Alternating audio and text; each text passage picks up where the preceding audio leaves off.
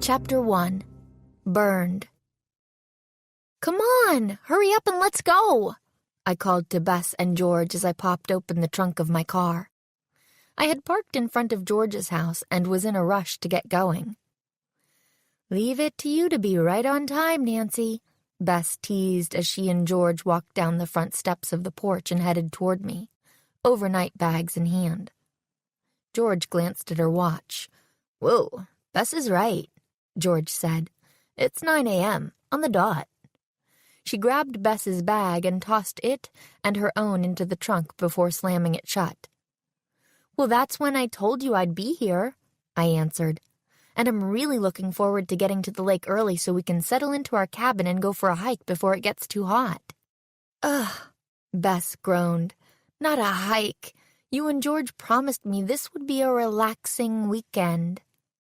"And it will be," I said. "A short hike this morning, followed by a canoe ride this afternoon. Then tomorrow we can sleep in and read and relax before we go water skiing after lunch." Bess rolled her eyes at me. I could tell she would have preferred spending the entire weekend doing nothing but sitting on the shores of Moon Lake with a magazine and a bottle of nail polish to touch up her manicure and pedicure. But there's no way I could manage that. I would get way too antsy. Besides the outdoor activities, I also planned to read the latest Miles Whitmore mystery, Terror on the Trail. Lately, I couldn't get enough of his books. I never figured out who done it till the very end, and I'm an amateur detective. That's how crafty a writer he is. I pulled away from George's house and maneuvered my car toward the highway. Once we got going, it was only about 50 miles to Avondale, which is where Moon Lake is located. If we didn't hit any traffic, we'd be there in under an hour. "We'll make it up to you, Bess," George said. "You have complete control over music for the entire weekend." "Really?" Bess asked, incredulous. "I'm not sure I believe you. You always hate any group I like." "Really? I promise," George said. I was impressed. George can be incredibly opinionated when it comes to music. She and Bess are my best friends, and they also happen to be cousins. But the two are as different as Beethoven and the Rolling Stones. Sometimes it's hard to believe they're related. "Well, I suppose that's something," Bess said with a sigh. She plugged her MP3 into the radio and outblasted Grayson and James, her latest favorite group. I saw George in the rearview mirror, and I knew she was working hard to restrain herself. I saw her putting on her own headphones to drown out Bess's music. I know, Bess half apologized, sensing George's frustration. "But this is great driving music, isn't it, Nancy?" "I actually like this song," I admitted sheepishly. I was trying to keep the peace between my friends, but I was also being truthful.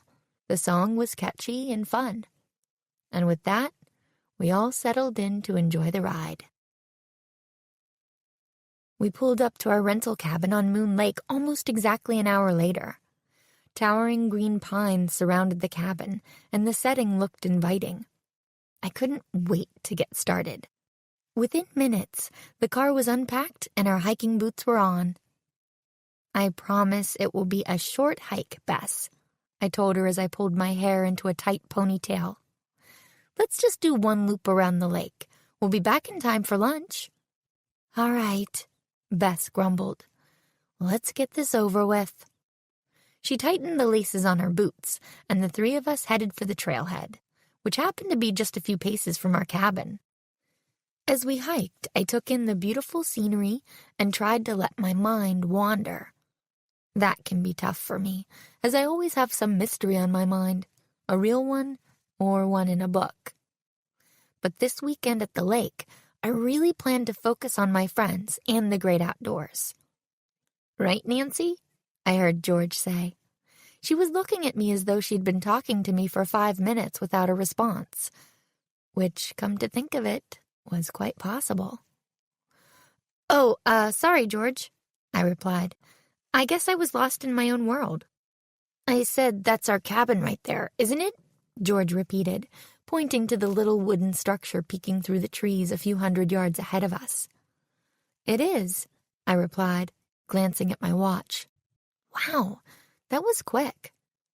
It had taken us less than an hour to hike the 3-mile loop around the lake.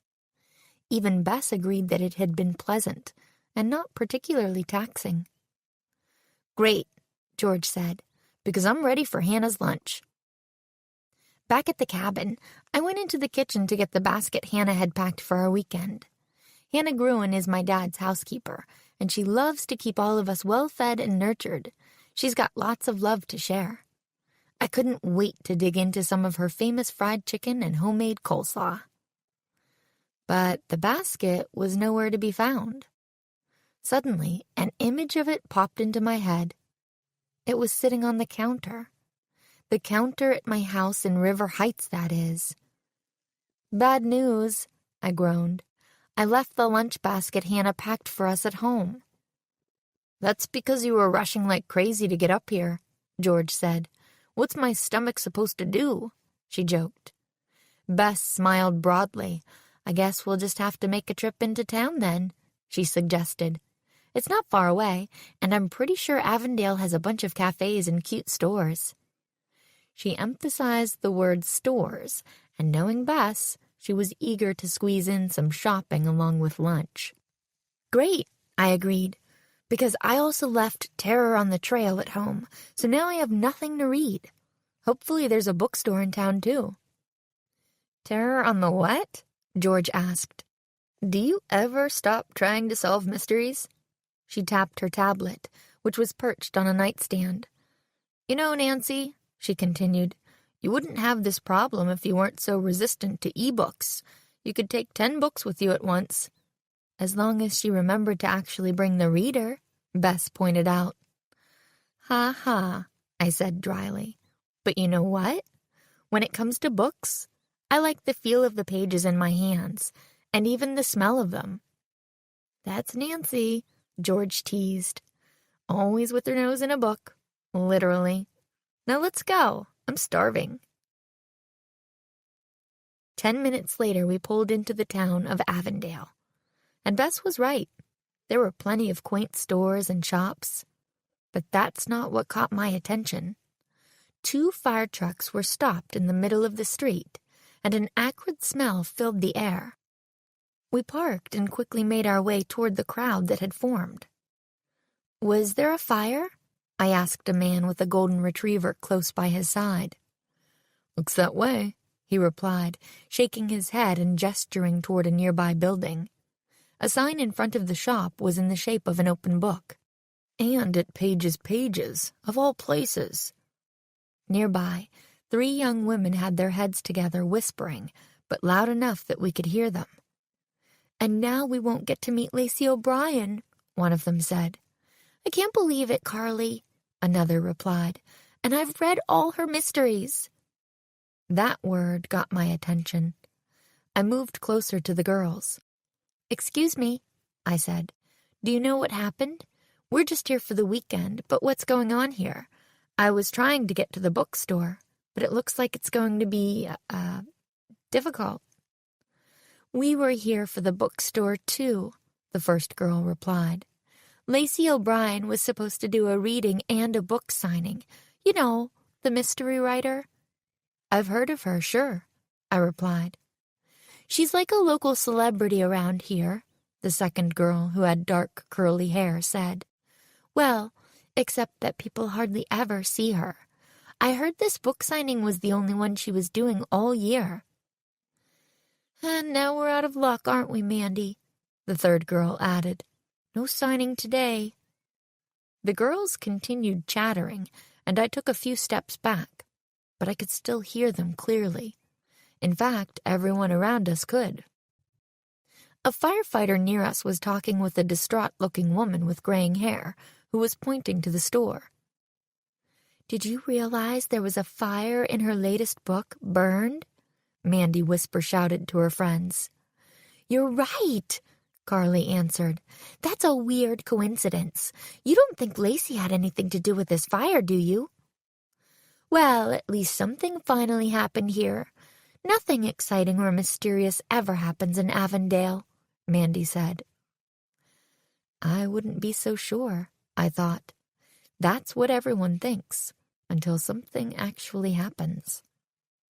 At that moment, one of the other firefighters approached us. Everyone, please step back, he announced. We need to get our equipment out of the store. Sure, no problem, George said. We all moved back, but Mandy had ideas of her own and went right up to the fireman. What happened? She demanded. We really, really wanted to see Lacey O'Brien today, and now we might have to wait another year until we do. I could have sworn the fireman rolled his eyes, but he patiently answered her question. From our initial investigation, it looks like some faulty wiring in an old chandelier, he replied. That happens a lot in older buildings like this one. Mandy gasped. It does? She asked, an amazed look on her face. Because that's exactly how the fire started in Lacey O'Brien's last book. Except the wiring in the chandelier hadn't really caused the fire. It was arson.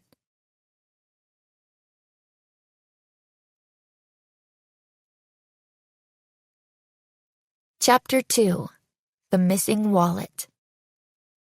I turned to George and Bess to see if they had been listening. One glance at their faces told me they had heard everything. In fact, there was an almost collective gasp from the crowd around us. The firefighter replied. That's very interesting. But until we do a more complete investigation, we can't make that assumption, miss. Mandy turned back to her friends. Well, I can, and I will, she whispered to them. The crowd broke up, and Bess, George, and I walked slowly down the main street. George cleared her throat. Nancy, if this is arson, then it's really none of our business, right? She began. We can just go about our weekend plans, can't we? Without you looking under every rock, Bess chimed in. My mouth dropped open, but I wasn't really surprised. My friends knew me better than anyone, except maybe for Ned, and they knew it would be close to impossible for me to resist a suspicious fire and a well-known writer who happened to specialize in mysteries. I guess I'm an open book, I agreed with a soft laugh. No pun intended. Well, before we start, George said as we walked, can we grab some lunch first? I won't be much help unless I eat. Why don't you and Bess find someplace while I ask a few more questions? Just text me where you go, and I'll meet you there in about 10 minutes, okay? I said. Perfect, George agreed as she and Bess headed down the street. I turned back toward the spot where the firefighter had been talking with Lacey O'Brien's fans. Most everyone who had gathered was gone, except for the firefighter whom Mandy had questioned. He was busy talking on his phone, and I waited a moment until he seemed like he was wrapping up his conversation. Excuse me, I asked, but do you know when the bookstore might reopen and when Lacey O'Brien will be signing her books? I think you're out of luck, he replied. The store won't be reopening for a few weeks at least. It wasn't a bad fire, but there's a lot of smoke and water damage. The owner, Paige Samuels, has quite a mess on her hands. Do you think those girls were right? I asked innocently. Then I thought fast. My brother's a volunteer firefighter and has never dealt with arson before. I really don't know and can't say just yet, he replied. It looked like bad wiring to begin with, but it could have been anything. As I said, we'll be doing a full investigation, but it's too soon to tell right now. He excused himself and headed over to the other firefighters. I nodded and backed away. Then I pulled out my phone to see if George or Bess had texted me. I had one new message from George. Meet us at the Avondale Diner, corner of Parkside and Main. I headed up the street, passing an eyeglasses store and a bakery. Baskets of purple and pink impatiens hung from the street lamps.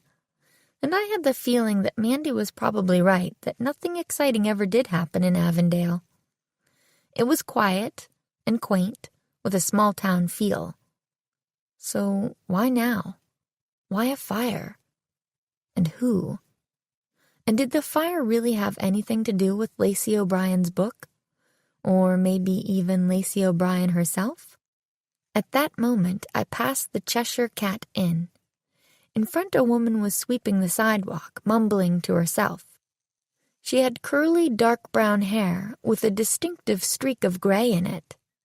As I got closer, I realized she was talking to someone, an older man in an apron who stood half hidden in the doorway to the bakery. "She had it coming to her, if you ask me, Arnold," I heard her say. Now, Alice," the man scolded gently. "I know you and Paige have never been the best of friends, but no one deserves to have her shop practically burned to the ground." I couldn't believe my luck. They were talking about the bookstore and the owner. I had to find out more. "I'm sorry to interrupt," I said, "but I think I'm a bit lost. Is this the way to the Avondale Diner? Parkside in Maine?" "You're going in the right direction," the man, Arnold, replied. "This is Main Street here. Just keep walking 2 more short blocks and you'll come to Parkside. The diner's on the other side of the street. Best peach pie around, by the way," he added and smiled. "Thank you," I said and started walking, but then turned back. "One more thing. I was hoping to get a copy of Lacey O'Brien's latest mystery at the bookstore, but her signing was canceled." I gestured toward the few people still lingering in front of Paige's pages.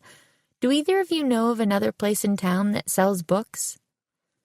The woman stopped sweeping. "I sell all of Lacey's novels in my gift shop," she replied, somewhat too cheerily. She stepped into the lobby of the inn and motioned for me to follow her. "Thanks, that's perfect," I said. I followed her into the lobby, which was dim, dark, and covered in ornate, flowery wallpaper. An enormous antique grandfather clock stood against one wall. Just beyond it was a small arched entryway that led to a tiny nook of a room. In addition to a wide variety of antiques, it was packed with Cheshire Cat-themed gifts, from salt and pepper shakers to clocks to tea towels and Alice in Wonderland books and toys. "This is a lovely place," I said as I studied an antique Tiffany lamp in the entryway to the gift shop. "It's so charming." "Thank you," she answered. She seemed surprised at the compliment. "It's nice to see a young person like yourself appreciates dusty old antiques the same way I do. Most girls your age are more interested in cell phones and technical gadgets." She wrinkled her nose in disgust. "I'm Alice Ann Marple, by the way. Lacey O'Brien's from around here, you know. Tourists know she's a local writer, so guests are always asking for her books." "Nice to meet you. I'm Nancy Drew," I said.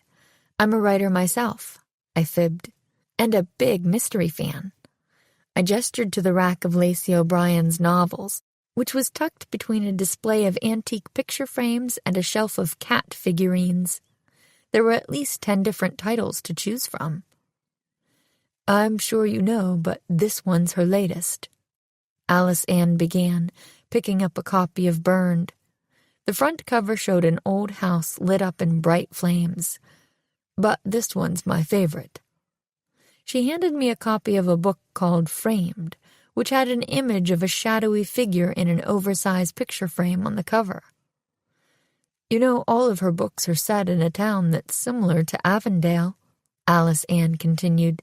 "Some people even think they're based on real crimes, but I think that's just ridiculous.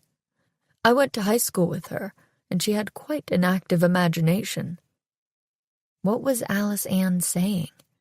Did she know something about the fire today? "Are you still close friends?" I asked. "Friends? Close?" Alice Ann scoffed. "We were never really close. I wouldn't even say we were friends. We were foes." Alice stopped, and then she went on, but in a more measured tone. "Lacey was, well, she kept to herself. Still does, as a matter of fact." I nodded. Well, it would have been nice to see Lacey today, especially since I hear she rarely makes public appearances to promote her books. and how awful about the fire.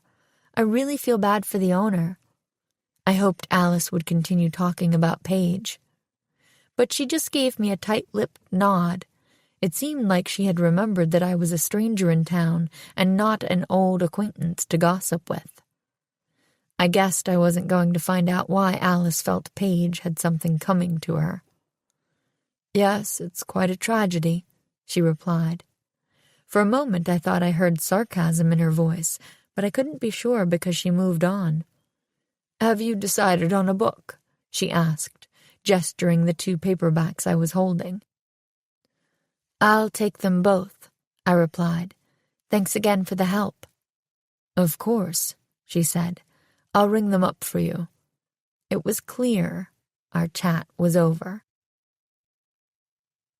A few minutes later, I was sitting in a booth at the diner with George and Bess, who were finishing dessert. "We almost started to worry about you," Bess said, "but we went ahead and ordered you an avocado and cheddar wrap with hummus. Hope that's okay." "Well, it's not Hannah's fried chicken, but it still sounds pretty good," I replied. "I'm starving." "So what did you find out?" George asked. "Only that Lacey O'Brien grew up here and keeps to herself, and that Alice Ann Marple, owner of the Cheshire Cat Inn, is no fan of Paige Samuels or Lacey O'Brien. I overheard Alice saying that Paige had it coming to her, and then she started to say that she and Lacey were more enemies than friends. I knew it would be way too easy if Alice Ann was the one to set the fire, but what did she mean by her remarks? I took a sip of water from the glass in front of me. "And I bought 2 Lacey O'Brien books," I said. I pulled out my copies of Burned and Framed. "Nice work," George said. "Why don't you give me Burned and you take Framed? We'll see if there's anything to what those girls said about the bookstore fire." "Well, it's a first step at least," I said, "but I think we're just getting started. You don't think she could have been behind the fire, do you?" Bess started to answer, but the waitress arrived with my wrap, and as she placed it on the table, she noticed my books. "I loved Burned. I think it was her best yet," she commented. "I just started it, but so far it's terrific," I agreed. "Lacey O'Brien lives in town, right?" Bess asked innocently. "Does she ever eat here?" "Never has on any of my shifts," the waitress replied. "She doesn't live in town, though. She has a cabin on Moon Lake, and she's one of those reclusive writer types. She does 1 signing a year at Page's, but that's it. No one around here sees her for the rest of the year." So the girls who we saw at the fire and Alice were in agreement about Lacey. She really didn't show up in town often. "We're staying in a cabin on the lake. Maybe we'll bump into her up there," Bess said to the waitress. "You never know," she said with a shrug, "but her cabin is almost completely hidden. You can't even see the place from the road. I've heard that her lakefront is decorated with a huge carving of a brown bear." "I've never seen it myself, but that's what a customer told me." Then the waitress leaned into our table and said, "I don't think folks from around here like her too much. Like she thinks she's better than everyone else who lives in Avondale." She tucked the check under the salt shaker and moved on to take the order of the couple seated at the table behind ours. "Wow," Bess whispered. "I wonder what she meant by that. And I'm totally intrigued by this hidden cabin." "And the bear," George said. "That's a great way for us to find the cabin from the lake." "If we could score an interview with Lacey O'Brien, that would be terrific," I remarked. George nodded. "We can still take the canoe out this afternoon," she suggested. "Maybe, just maybe, we'll be able to spot that bear and Lacey's cabin." "Sounds like a plan," I said as I picked up the check. "By the way, lunch is on me." I opened my backpack and reached inside for my wallet.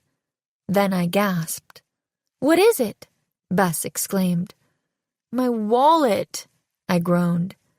"It's gone." Chapter 3. Capsized. "I thought nothing ever happened in Avondale," George cried. "First a fire and now a lost wallet? Did we bring this bad luck with us?" "Oh, no," Bess said. "Do you think it was stolen?" "Anything's possible," I said, sighing and searching through my backpack again. "I hope not. I'll have to cancel all my credit cards and get a new license. What a pain." "When did you last have it?" George asked, not wasting a second. It took me a moment to retrace my steps, but it came to me pretty quickly.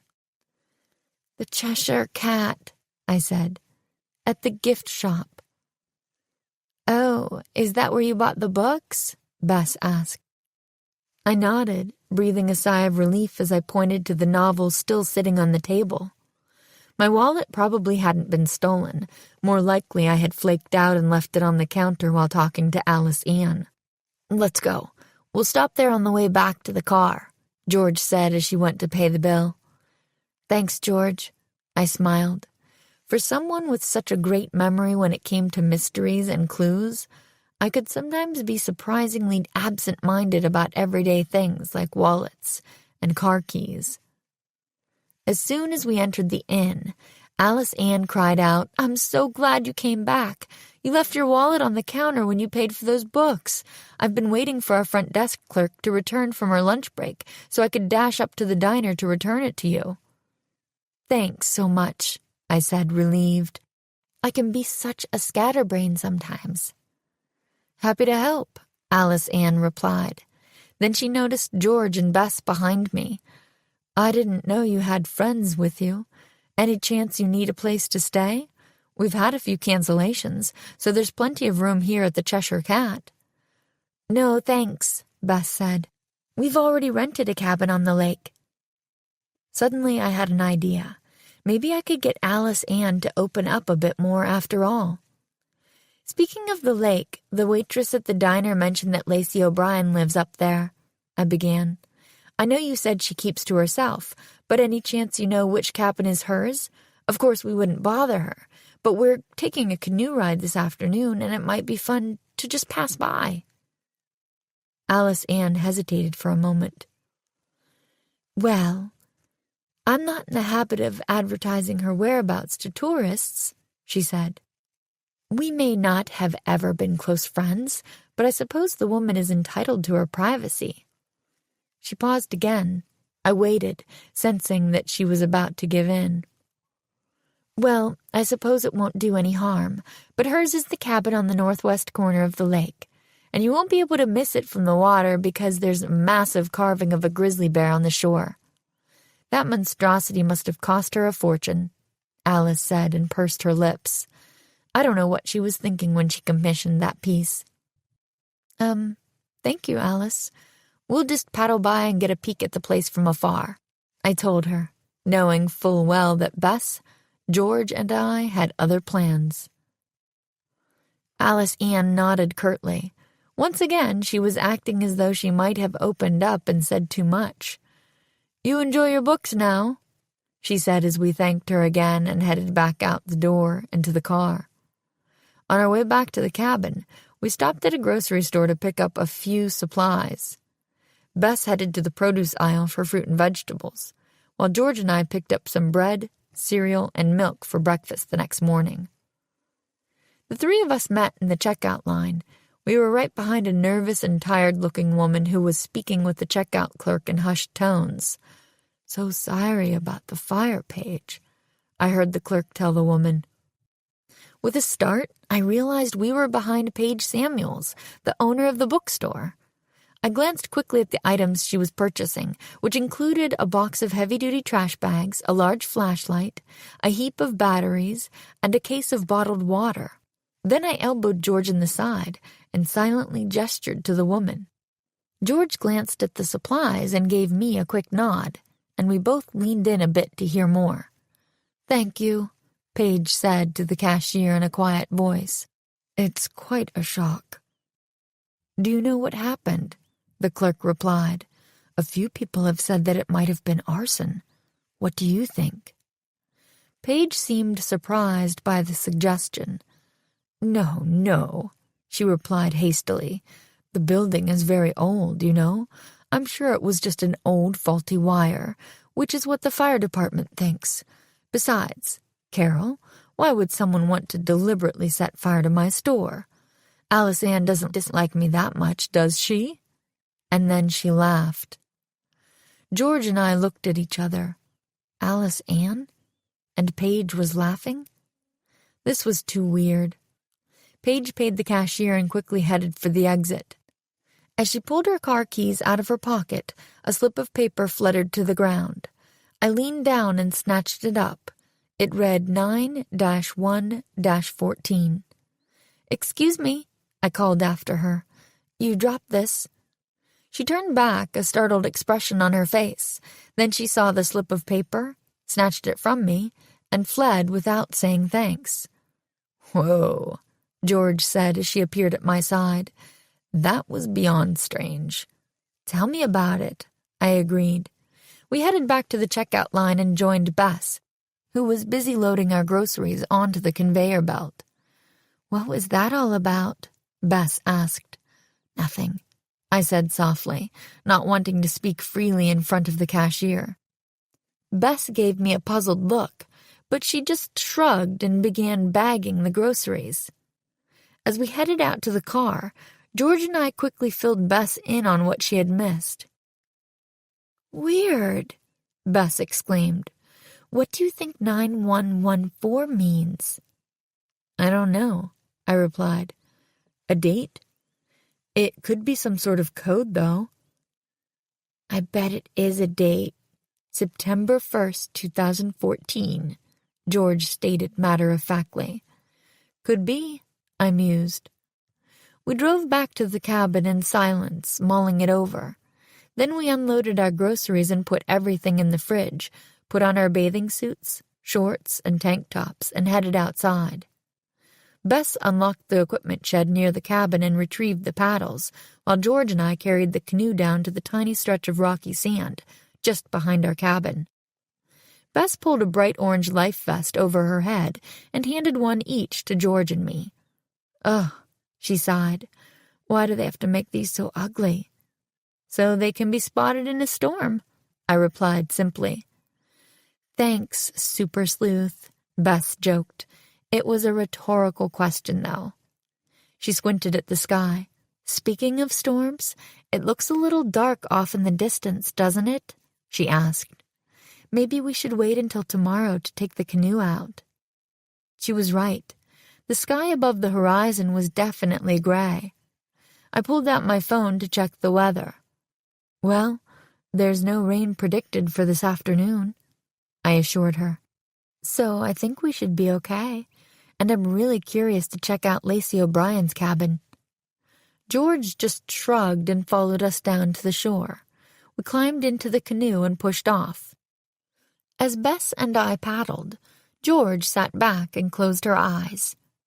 I looked at the expansive sky and the deep green fir trees that ringed the lake. It should have been relaxing, but it wasn't. I couldn't stop thinking about the fire and the odd facts and timing surrounding it. I'm really curious to hear what the fire department says.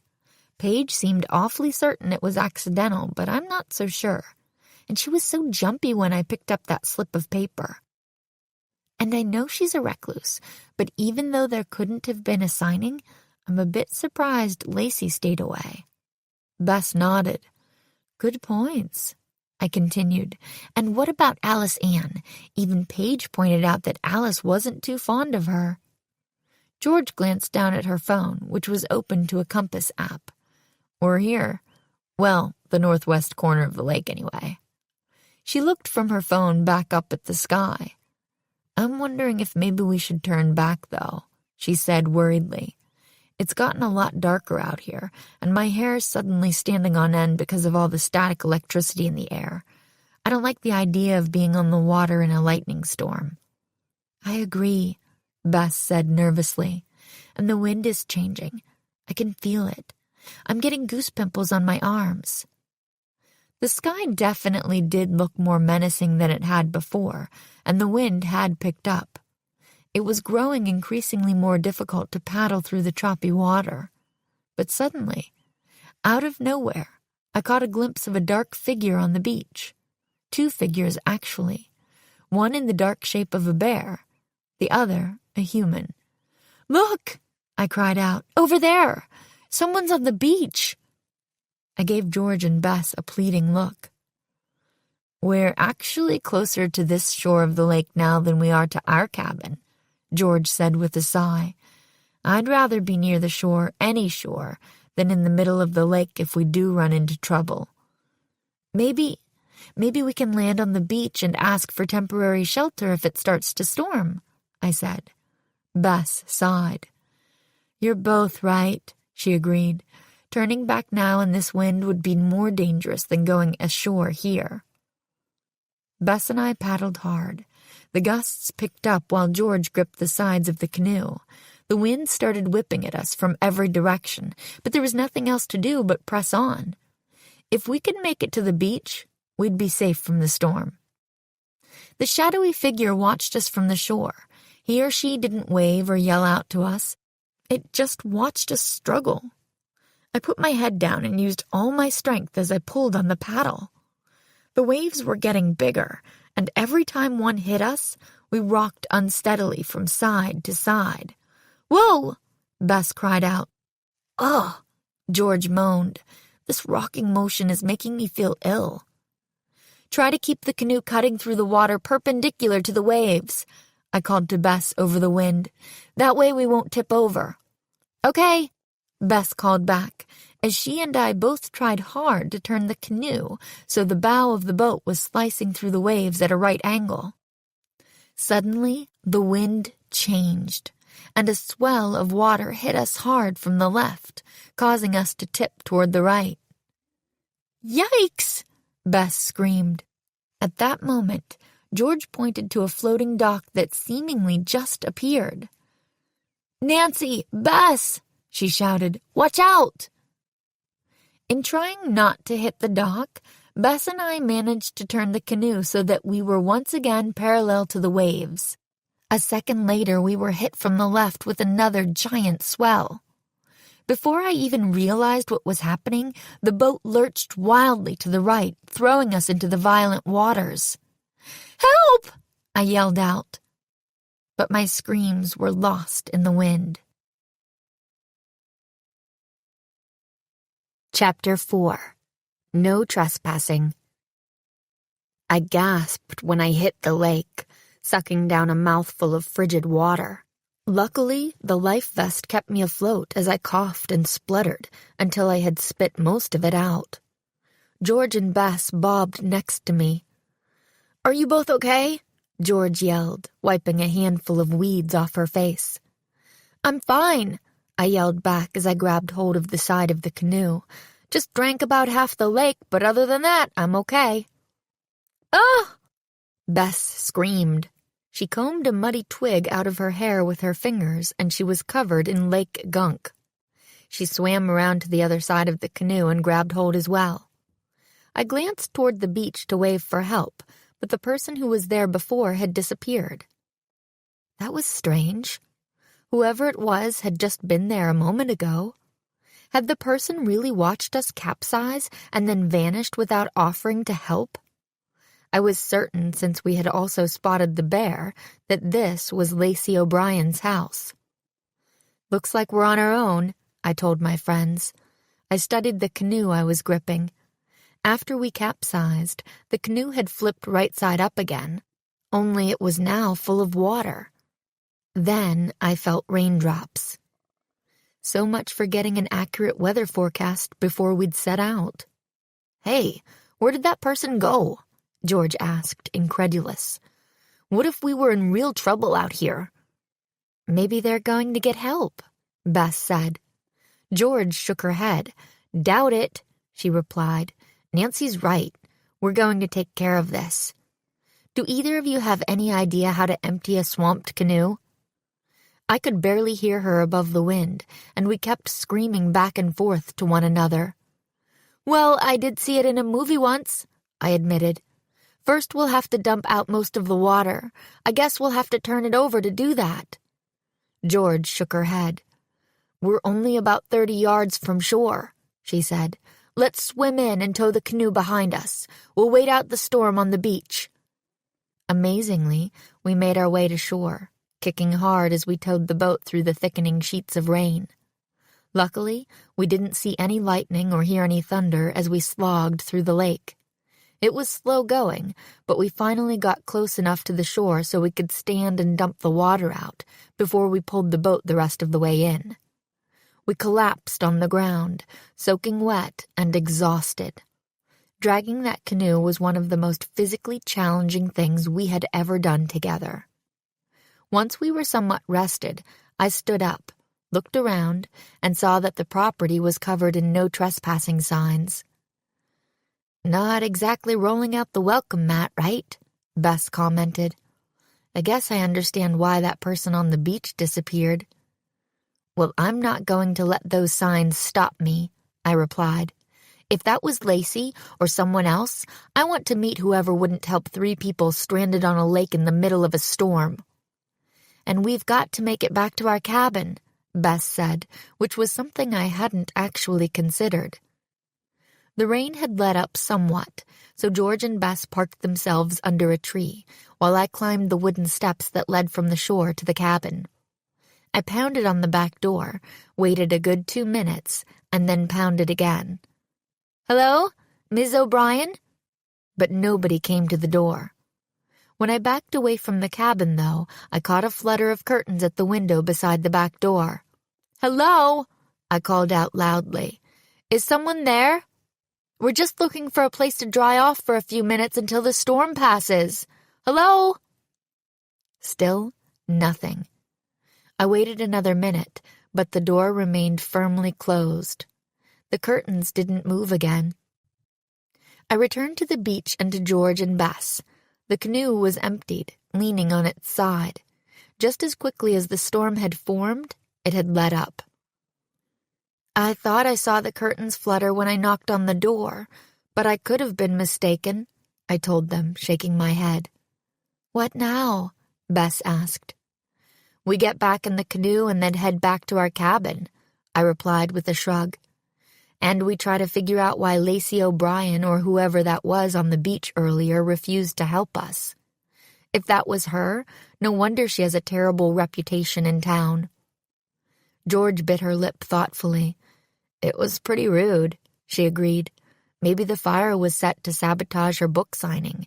She may have enemies right here in Avondale." At that moment, a small motorboat with 2 men aboard headed toward the shore. I could see the words Avondale Police stenciled on the hull. "You folks okay?" one of the men shouted. "We received a call that a canoe had capsized in the storm and that trespassers were on this property." "We're fine," Bess called back. "Just cold, wet, and exhausted." The boat pulled up to a small dock and the second officer climbed out. He was much younger than the first and had dark brown hair and eyes. More importantly, he was carrying an armload of thick, heavy blankets. He walked across the beach and handed one to each of us. "Thanks," Bess said, a smile crossing her face. "I haven't been so happy to see a blanket in a long time." He smiled back at her, blushing slightly and revealing 2 enormous dimples. The sun peeked out from behind the clouds for a second. Bess lowered her eyes and her cheeks reddened. It was all a little ridiculous, considering what had just happened to us. George rolled her eyes. The other officers started talking. "Ladies, I'm Sheriff Garrison. I'm relieved you are all okay, but you must have known how dangerous it was for you to be on the lake with a storm of this magnitude, and trespassing is a serious offense in Avondale. What were you doing here anyway?" "The storm came up suddenly and we headed for the nearest shore. Then we tried to get help from the owner of the cabin. We didn't mean to trespass." "I understand, but the no trespassing signs are there for a reason. The owner of this cabin likes her privacy and is very wary of any strangers who could be stalking her," said the sheriff. Bess spoke. "We really didn't mean anything by this, sir. We promised to steer clear for the rest of our visit. I apologize for all of us." The sheriff nodded. "I will let you off with a warning. This time. But if I hear another complaint about you 3, I'll bring you into the precinct. That's a promise."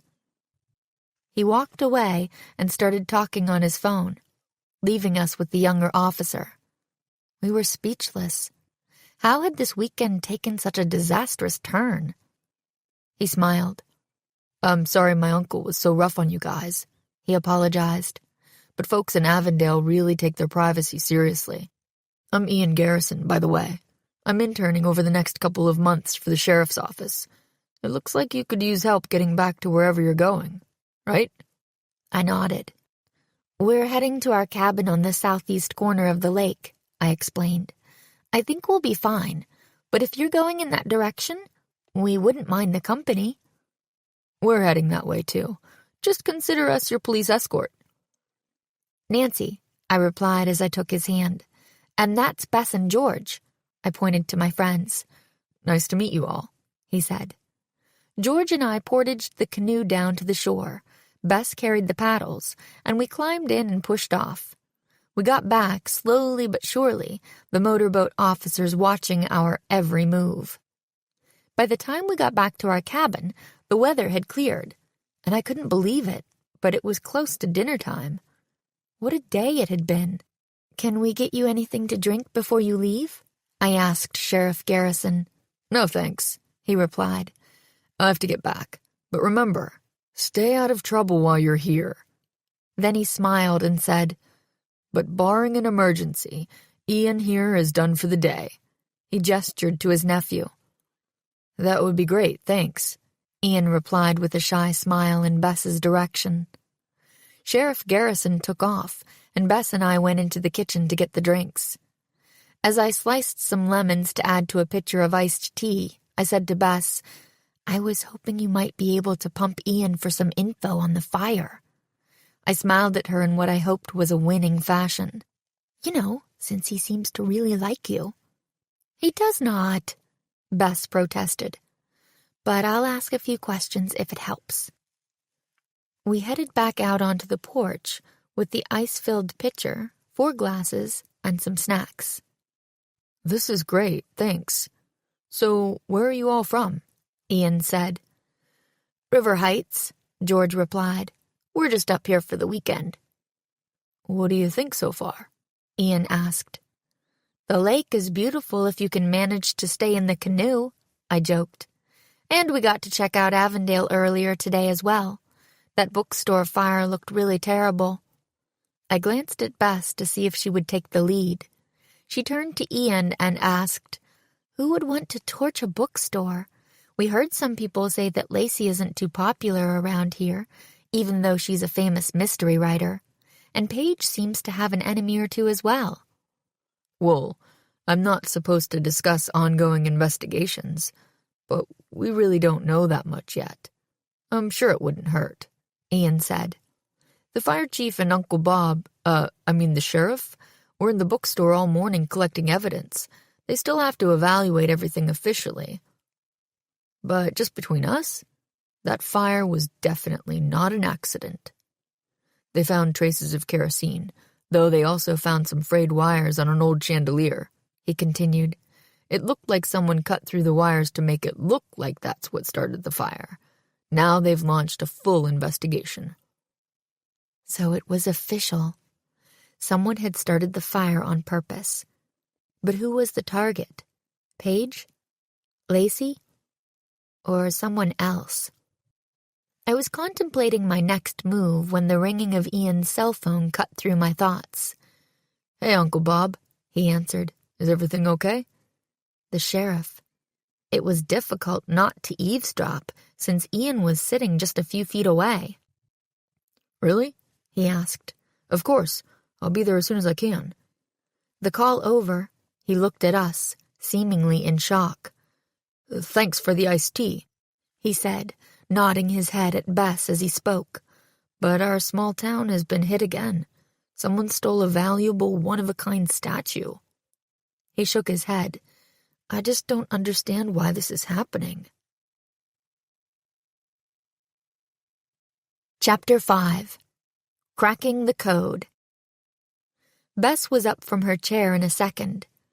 "Come on, Ian," she offered. "I'll give you a lift back." George and I walked Bess and Ian to the car. "Do you have any more details?" I asked.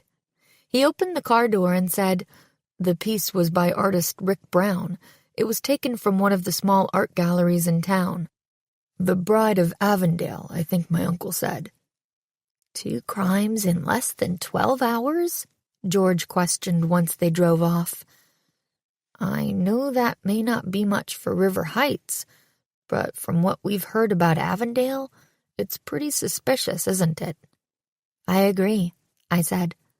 "I know I've heard the name Rick Brown, but I can't remember where."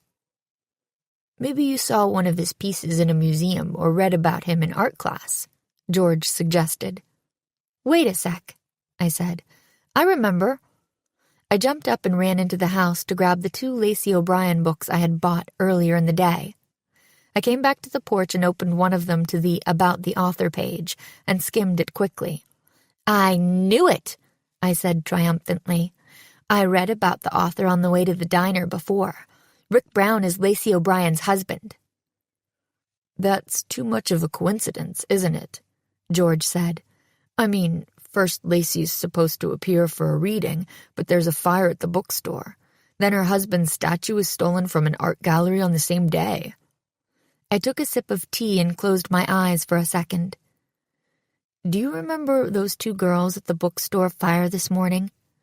One of them mentioned that it seemed awfully similar to the plot of Lacey O'Brien's book Burned." George nodded. "Right," she agreed. "But what does that have to do with the stolen sculpture?" "Well, Burned is about a fire in an old building, and Framed is about a theft from an art museum," I told her. "Seriously?" she said. I nodded. "And another one of Lacey's mysteries is Drowned. Think about what happened to us on the lake before. It sounds like someone's copying the crimes from her mystery novels," I said. George gave me one of her George looks and said, "Okay, so we could have drowned today in Moon Lake, but why would anyone target us? No one knows who we are. And besides, how could anyone have known we'd go out on the lake and be caught in a storm?" "But remember Alice Ann? And that waitress told us where Lacey lives. I just have a feeling it's connected somehow. I know you're beat, but maybe we should start reading Burned and Framed now. There just might be more clues to what's next." "I'll tell you what's next for me, Nancy. Sleep. You can wait up for Bess, but I'm going to bed." The next morning, I woke up early and waited to tell Bess and George what I had discovered. I had looked at both books, letting George get her beauty sleep. Burned opens with a mysterious fire at an antique store. The arsonist tampers with the wiring in an old chandelier to make it look as though the fire is accidental. The rest of the plot involves an international ring of criminals who traffic in fake and stolen antiques.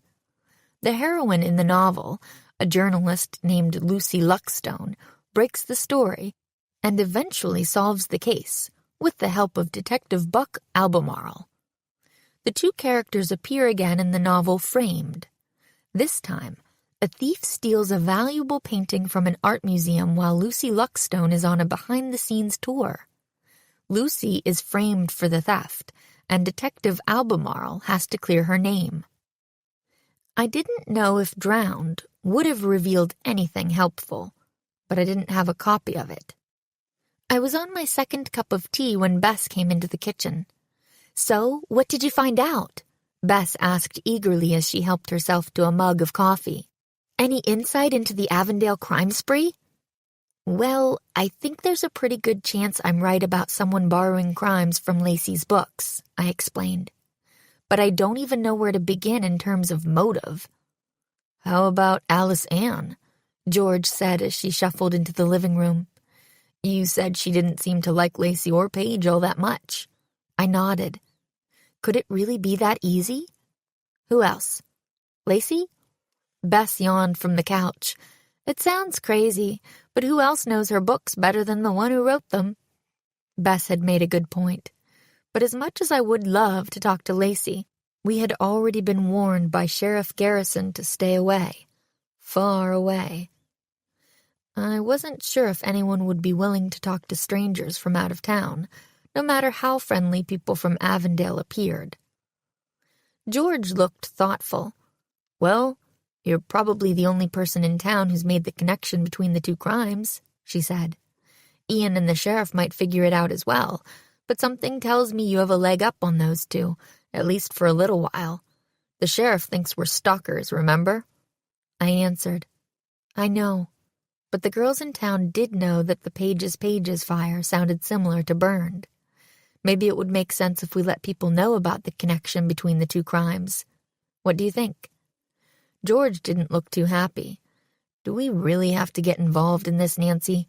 Can't we let the sheriff take charge for once?" My friends knew me better than that. If there was even a possibility that these occurrences were copycat crimes, then I couldn't ignore them. And it didn't mean they would stop. Lacey O'Brien had written a number of mysteries, and the person or persons behind the fire and the theft had more than enough material to keep them going. I frowned at George. She and Bess both sighed. "Okay, Nancy," Bess finally said. "What do we do next?" I got up from my chair and walked into the kitchen area to pour myself another cup of tea. "I was thinking I might give Ned and his dad a story for the Bugle, and if they want to run it, they would be free to do so." Bess nodded. "And you'll get this story by saying I'm a Bugle reporter, of course, and that I'm following Lacey O'Brien's rare appearance and book signing in the quiet hamlet of Avondale." "Hamlet?" George said. "I'm going to give Ned a call right now," I said. "And then I'll do the dishes. Promise." My boyfriend, Ned Nickerson, is a part-time reporter and news editor at the River Heights Bugle, his dad's paper.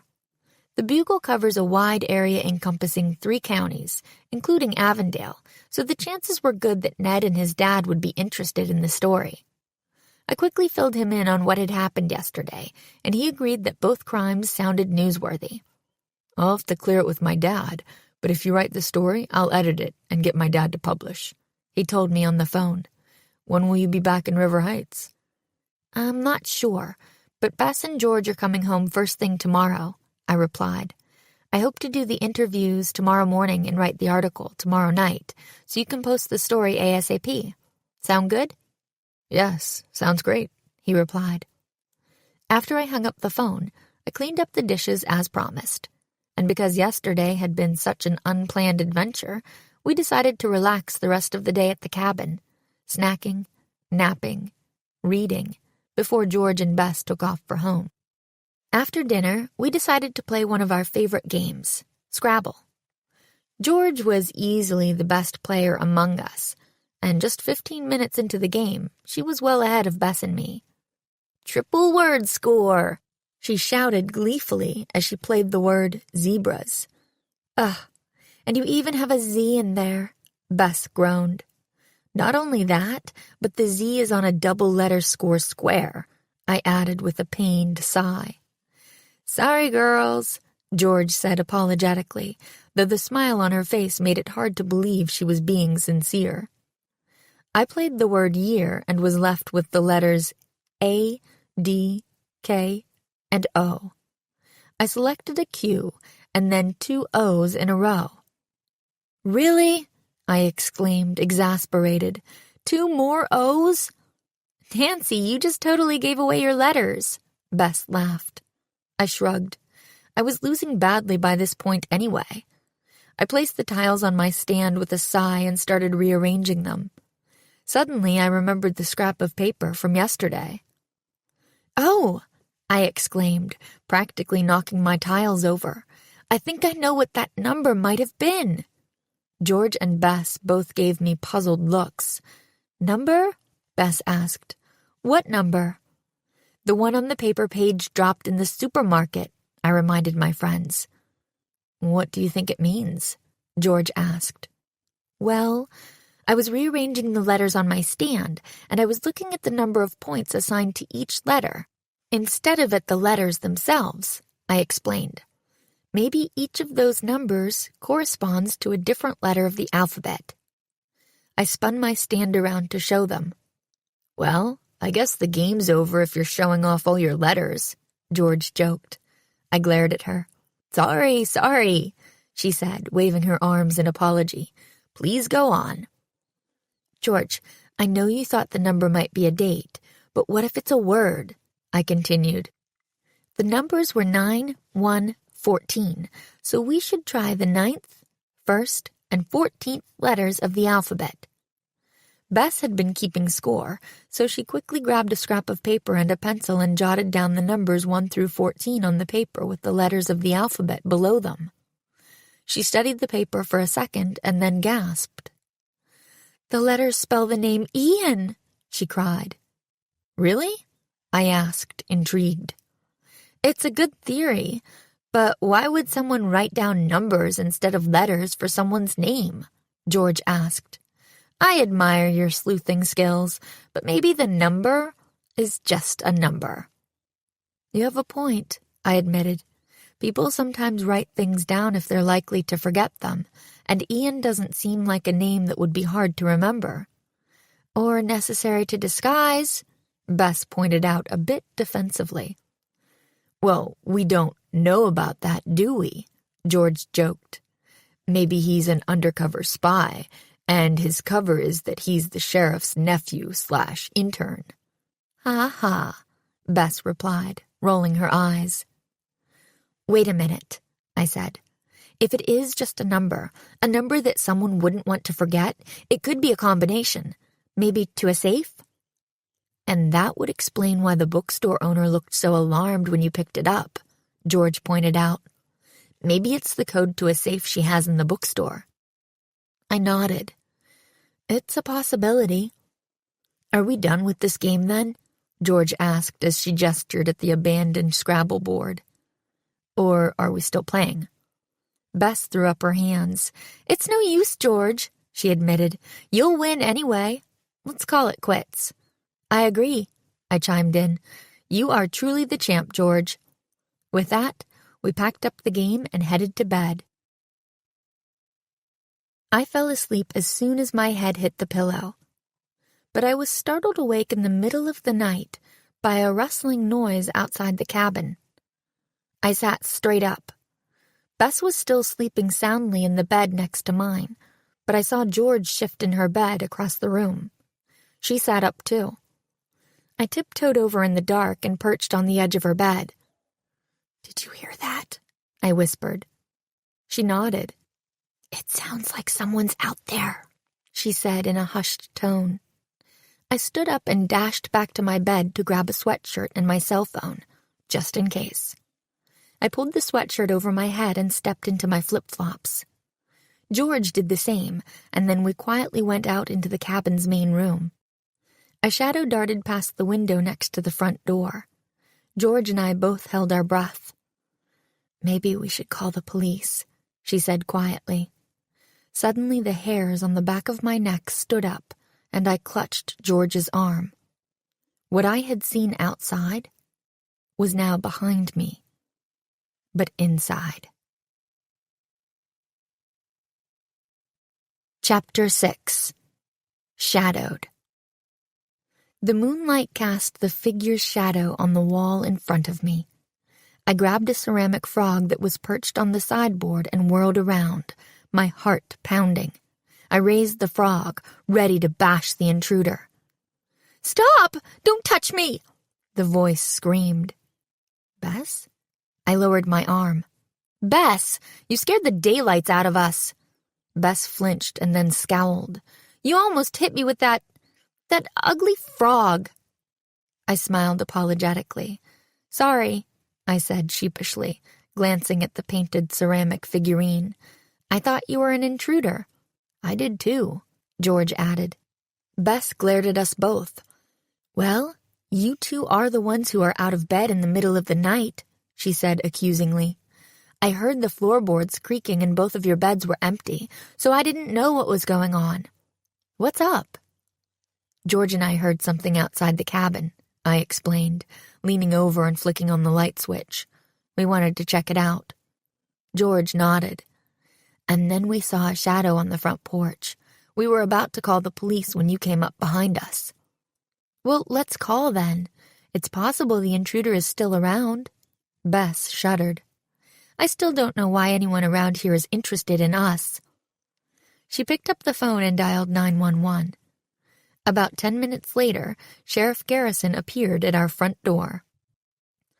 "What seems to be the problem, ladies?" he asked. "I didn't expect to see the three of you again so soon." George said. "We heard a noise outside the cabin. Then we saw a shadow flit across the porch. We thought someone might be trying to break in." The sheriff looked concerned. "I'm glad you notified us," he replied. "This is the third call we've received tonight from the cabins around Moon Lake. It seems there have been a few sightings." Bess, George, and I exchanged a look. First a fire, then a theft, our almost drowning, and now 3 calls to the police in one night? Was that also a plot from one of Lacey's books? The sheriff's walkie-talkie crackled. "Unit 1, come in." The sheriff pulled the handset off his belt and replied, "Sheriff Garrison here. We're sending the chopper over Moon Lake, looking for a perp in the southeast quadrant." "Copy that," the sheriff replied. He turned back to us. "You ladies okay? We're sending the helicopter out over the lake, so if there's anyone still out there, he or she should flee quickly or be caught in the floodlights. In the meantime, lock all the windows and doors and turn on any lights around the outside perimeter of the cabin. I doubt the perp will come back this way, but if you see or hear anything suspicious, just give me a call." He handed me a card. "This is my cell number. Feel free to call me directly or I'll send someone out ASAP." "Thanks a lot, Sheriff," Bess replied as she held the door open for him. "And sorry to bother you twice in 2 days. At least we weren't annoying anyone this time." She smiled. "No bother," he replied. "That's what I'm here for." Once the sheriff had gone and we had double-checked to be sure all the doors and windows were locked, we returned to the bedroom and climbed back into our beds. "Whew," Bess said as she slipped under the covers. "I feel like these 2 days have been like a roller coaster." "I know," I said as I lay back against the pillows. "I'm really sorry this visit to Moon Lake hasn't been restful." I closed my eyes and mulled things over for a few minutes. Could the would-be intruder be connected to the fire and the art gallery theft? I had to check the plots of some of Lacey O'Brien's books to find out if an intruder in the woods was a character who appeared in any of her stories. I opened my eyes to see that Bess and George were both asleep. I quietly slipped out of bed, grabbed my laptop from my bag, and tiptoed into the living room. Once my computer was running, I did a search on Lacey O'Brien's books. Up came Framed, Drowned, Consumed, Shadowed, Snatched, Dragged, Ditched, Stalked, Nabbed, and Burned, with plot summaries of each novel. I read through the summaries and my breath caught when I got to Shadowed. Lucy Luckstone is the protagonist again, and this time she's spending a week on vacation in a rented cabin on a lake. On the first day of her trip, her wallet is stolen, and for the rest of the week, she feels as though she's being followed. Then one night, someone tries to break into her cabin. It turns out she has a doppelganger who's trying to steal her identity. My skin prickled. It was as if I was reliving the book. How could that be? Had I really left my wallet at the Cheshire Cat Inn, or had someone, Alice Ann, lifted it from my purse and then returned it to me after finding out my background? I dug through my bag and grabbed my wallet, popping it open to check its contents. My credit card, ID, and cash were still inside. I laughed nervously. Of course Alice Ann hadn't stolen my wallet. She was the one who had brought up my missing wallet when Bess, George, and I returned to the inn, not the other way around. But just because everything was accounted for didn't mean Alice Ann, or anyone really, hadn't looked through my wallet. Now I was really being paranoid. But I couldn't help feeling that I had become the copycat criminal's target. A wave of exhaustion washed over me. My head hurt from thinking too much about all the different possibilities. I had to get some sleep, or I'd never be alert enough to track down the owners of the bookstore and art gallery, and possibly Lacey O'Brien the next morning. With heavy eyelids, I headed back to bed and quickly fell into a deep sleep. The next morning, we were all awake bright and early. George and Bess were packing up to return to River Heights. Meanwhile, I would stay here in Avondale and try to interview as many possible suspects as I could. I decided to leave our rental cabin on the lake, which without Bess and George would be too isolated for me to stay in alone. I thought I'd stay in town at the Cheshire Cat. I'd be able to keep my eye on Alice Ann and anything else that happened. "Nice to see you again, Nancy," said Alice Ann as she checked me in. "So glad you decided to stay here after all. I think 2B would be perfect for you. Just up the staircase, second door on your right." 2B was decorated with everything related to famous writers, from Edgar Allan Poe to Emily Dickinson. A bust of William Shakespeare sat on the night table, and a framed needlepoint of the Robert Frost quote, "Two roads diverged in a wood, and I took the one less traveled by," hung on the wall above the bed. There was even an old typewriter on a desk in front of the windows. I looked for a memento of Lacey O'Brien, but there was nothing honoring her in the room. That would be odd if I didn't already know Alice Ann's true feelings about her. I headed to Paige's bookstore first. It was still closed, of course, but I was hoping Paige might be around cleaning up after the fire. The store was locked up tightly, though, and there was still police crime scene tape across the front door. I headed around to the back of the store, where a woman with dark, graying hair in a messy bun was loading large trash bags into a white pickup truck. I recognized her immediately as the woman from the grocery store, Paige. I cleared my throat softly, and she whirled around, clutching her chest. "Oh!" she exclaimed. "You scared me. Can I help you?" "My name is Nancy Drew, and I'm on assignment for the River Heights Bugle," I introduced myself, holding out my hand. "Are you the owner of the bookstore?" She studied me carefully, taking in my notebook, sunglasses, and reddish-blonde hair. "Have I met you before?" she asked, genuinely perplexed. "Have you been to my store?" I figured she might recognize me from the grocery store, and it seemed like the best thing to do was just fess up. "I think our paths crossed at the grocery store on Saturday," I admitted. "You dropped a slip of paper, and I handed it back to you." She smiled. "Oh, yes, of course," she replied. "Thank you for that. And I apologize if I was abrupt. I was a bit out of sorts that day with the fire and everything. I still am today, I'm afraid. I didn't sleep much last night." She wiped her hair out of her eyes with the back of her hand, and I noticed the dark circles under her eyes. Then she said, "I know the investigators said it may be arson, but who would do such a thing? We're a quiet town with law-abiding citizens. This is quite disturbing." I thought back to my busy night and didn't blame her for not being able to sleep much, given what she had been through. She took my hand and shook it firmly. "I'm Paige Samuels," she said. "I realize it must be difficult, but I'd like to speak with you for a few minutes about the fire," I explained. "I'm doing a story about a few crimes that have taken place around town over the last few days." "A few crimes?" she asked, her eyebrows raised. "I didn't know there were others." I nodded. There was a theft in town Saturday as well, and sightings of an intruder near Moon Lake last night. I think the crimes may be related.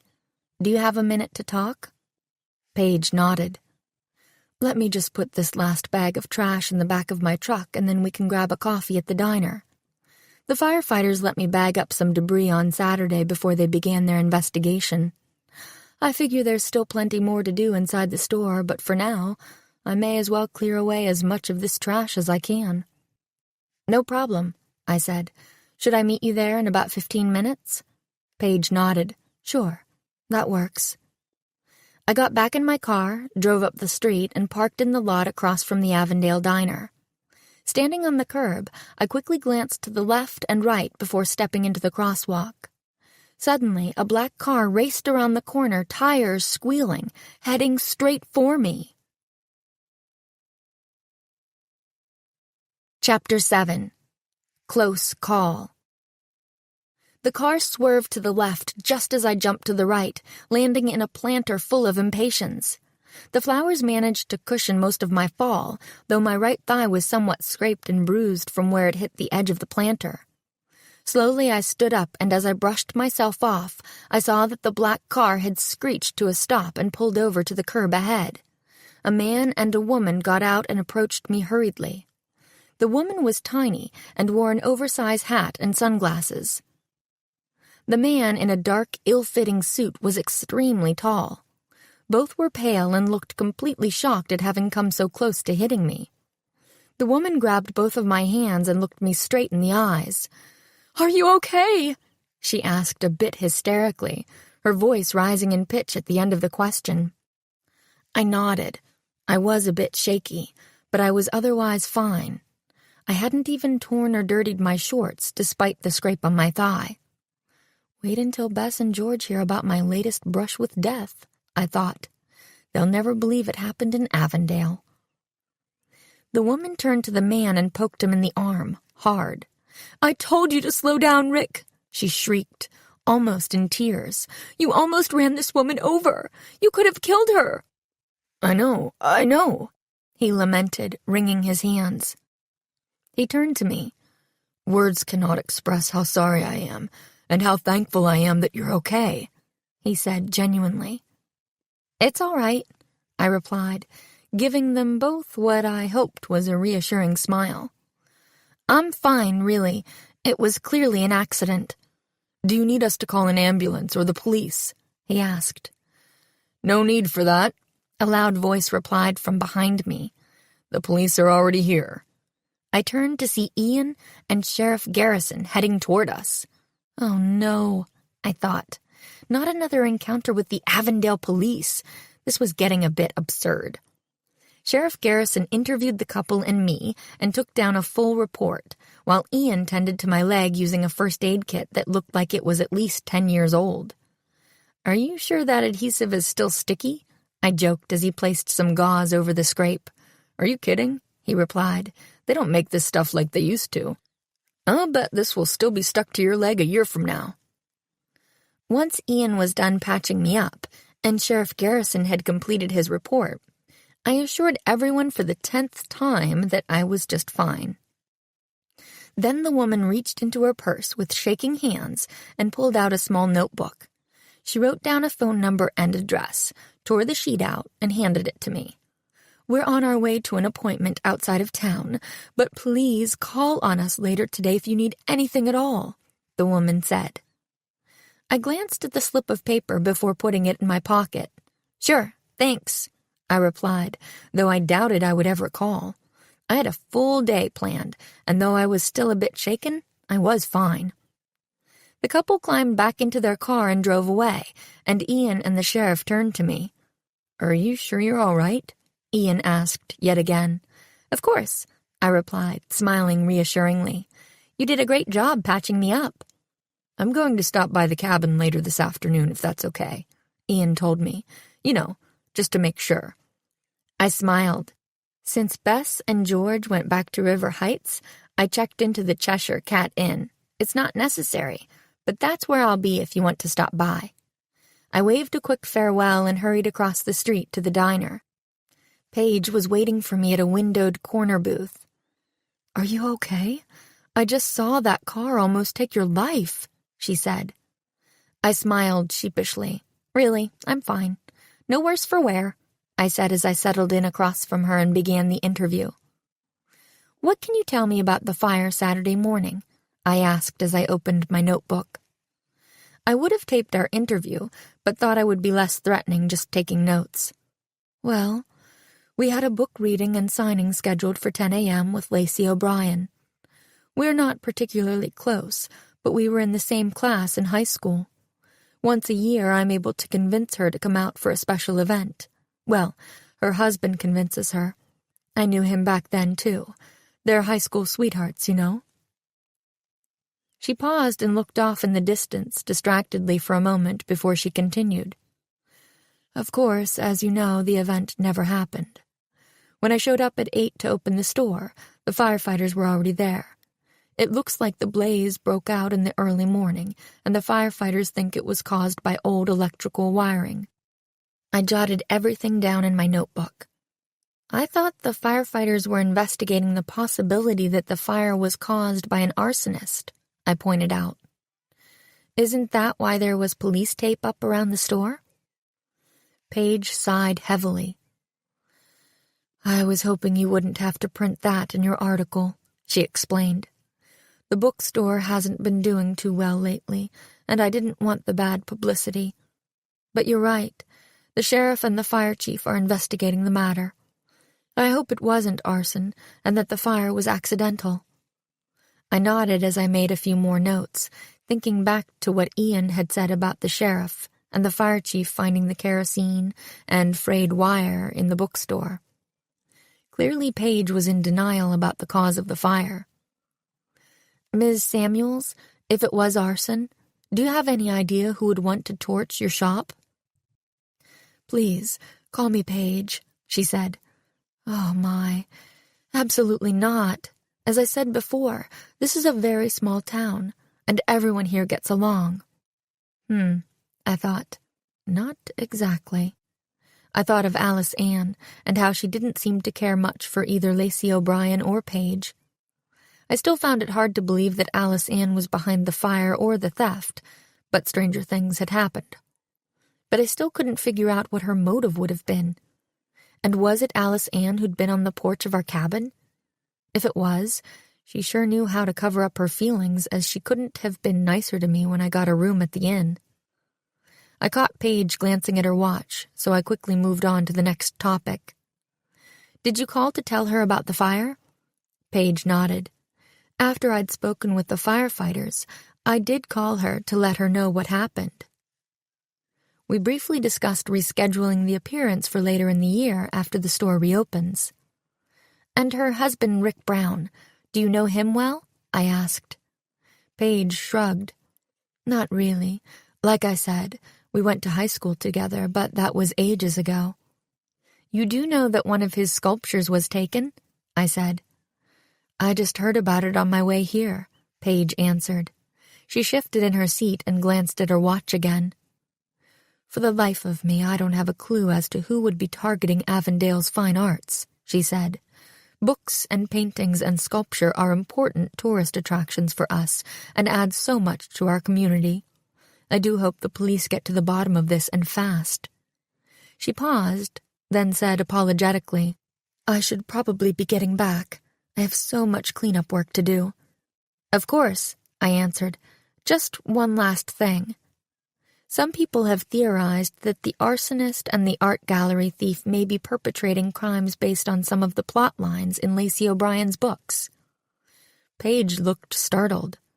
Really? She asked. You mean like a copycat criminal? Exactly, I explained with a nod. Do you think you could help me contact Lacey?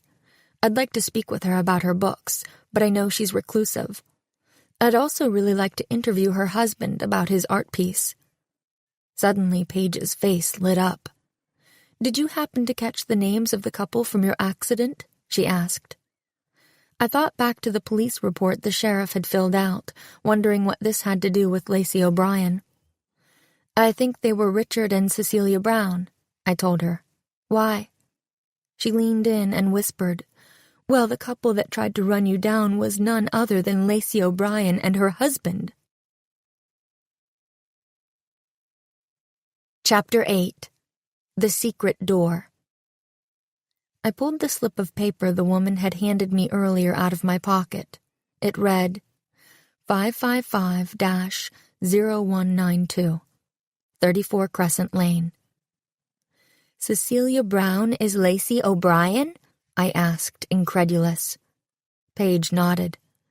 Lacey O'Brien's been her pen name since we were in high school, she explained. She always hated the name Cecilia Duncan. She was named for her grandmother, and Lacey thought it sounded old-fashioned. It didn't help that most of the kids in school called her Cece, even though she despised the nickname. She almost always goes by Lacey these days, but it makes sense that she gave her real name to the sheriff. But he acted like he didn't even recognize her, I said. I couldn't believe that the sheriff hadn't known that Cecilia Brown and Lacey O'Brien were one and the same person. Paige shrugged. He probably didn't, she said.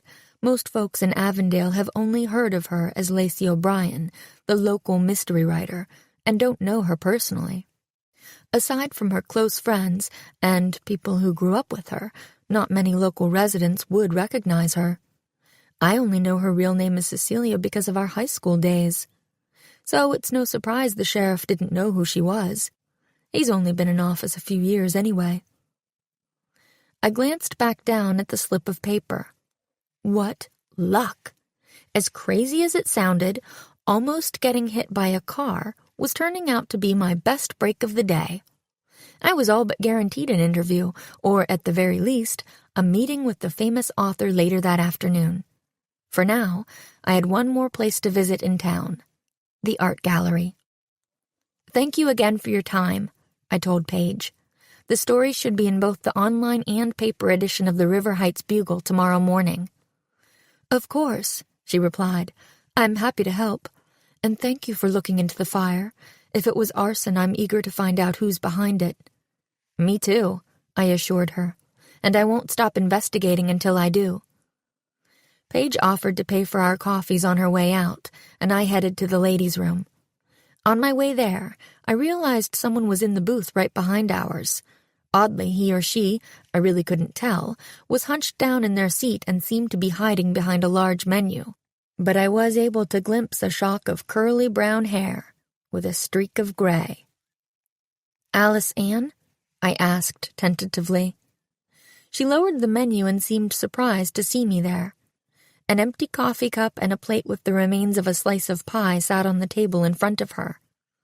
Since I hadn't seen her come in, I figured she had been there the whole time Paige and I had been talking, which meant she had likely heard our entire conversation. And considering she was my number one suspect, maybe my only suspect, I wasn't thrilled that she was pretty much spying on us. "Nancy!" she replied a bit too cheerfully as she jumped up and grabbed her check from the table. "I didn't know you were here." She waved the bill in front of me as she headed for the cashier. "In a hurry," she cried. "I've got to get back to the inn." I walked out the door, shaking my head. In addition to being one of the town's biggest gossips, it seemed Alice Ann was also an expert eavesdropper. Or was it more than that? I thought back to the wallet incident on Saturday. Was it possible that Alice Ann was really shadowing me? I was glad that my stay at the inn would keep her close to me. I headed outside, and after quickly checking directions on my phone, I realized I could walk the few blocks to the art gallery.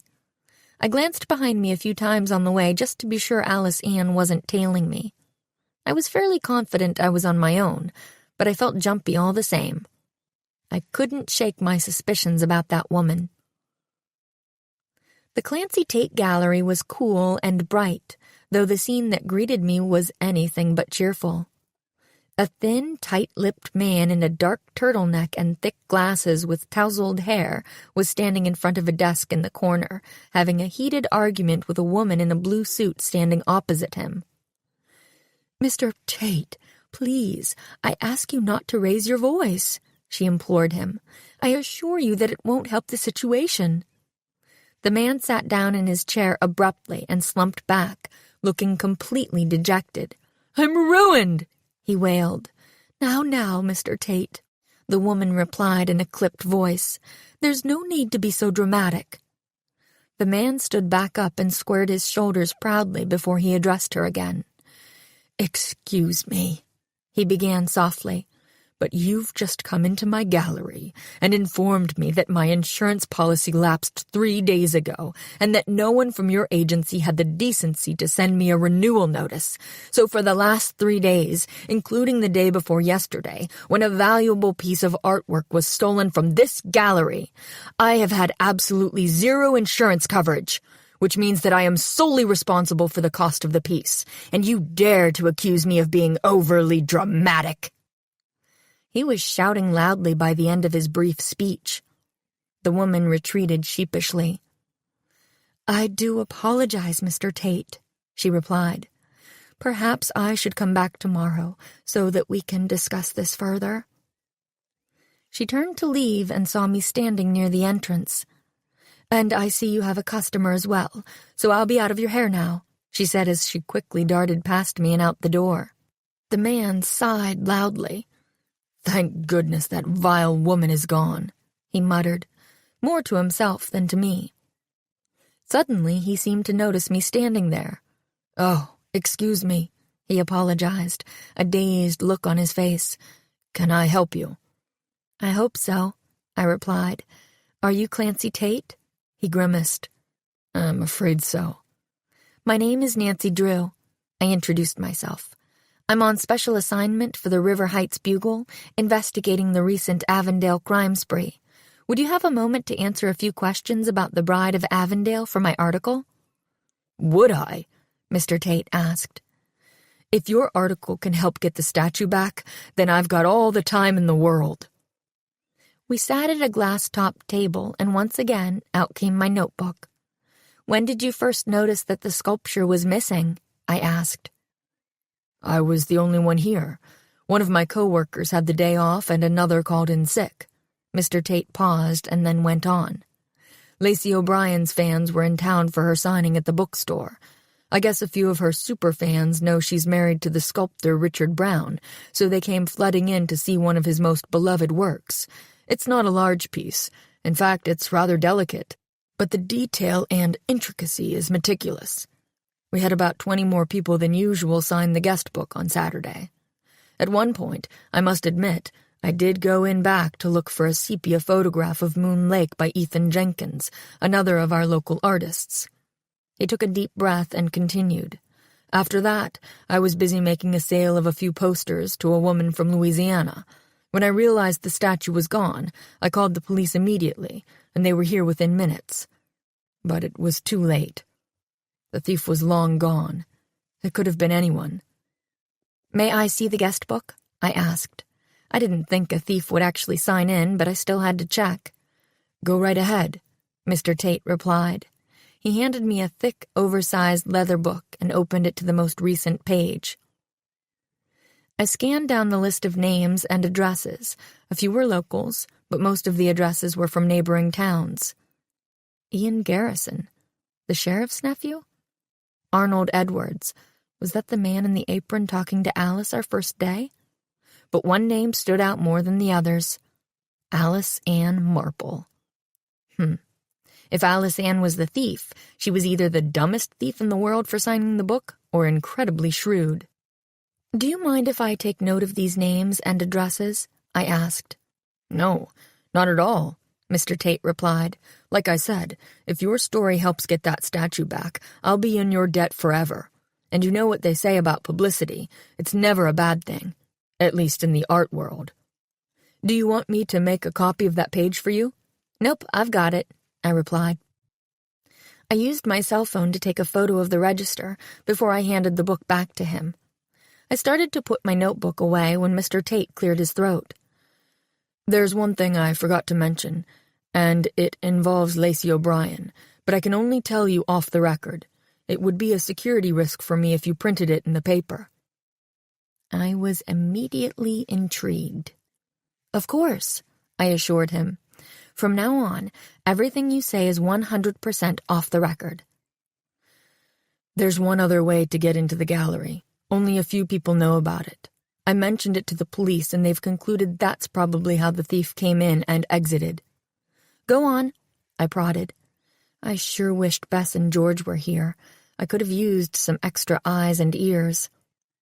"The gallery actually shares space with a mystery writer's retreat and workshop," he explained. "As a wealthy local artist, Richard Brown has always been a huge investor in and supporter of the gallery. A few years ago, Lacey had the idea to fund a dedicated writing space for fledgling mystery writers. She and Richard didn't want their names attached to it, since she so closely guards her privacy, but Lacey still believes beginning writers should get a break, especially mystery writers." Gee, I thought, that didn't sound like someone who thought she was better than everyone in town. Mr. Tate went on, Anyway, Richard proposed closing off the back half of the gallery that faces Oakwood Lane and turning it into the writer's space. There would be a separate entrance, and Lacey would rent the space from me. She and I are the only two people with the key to the door between the gallery and the writer's space. My mind raced as I quickly processed the new information. A place just for writers. Mystery writers? Even though Lacey didn't want anyone to know the space was her brainstorm or that she was paying for it, I wonder if she ever dropped in as her former self, Cecilia Duncan. Most people probably wouldn't guess that their writing mentor or coach was the best-selling Lacey O'Brien. It was as if she was hiding in plain sight. Whoa. Besides Mr. Tate, Lacey was the only person with access to the gallery through the secret entrance. But why would she have stolen her own husband's sculpture? Was it some sort of strange publicity stunt? As Mr. Tate had said, no publicity is bad publicity in the art world, or the world of publishing. "Who owns The Bride of Avondale?" I suddenly asked Mr. Tate. "Lacey does. I put it on exhibit to coincide with her book signing." "Wait a minute.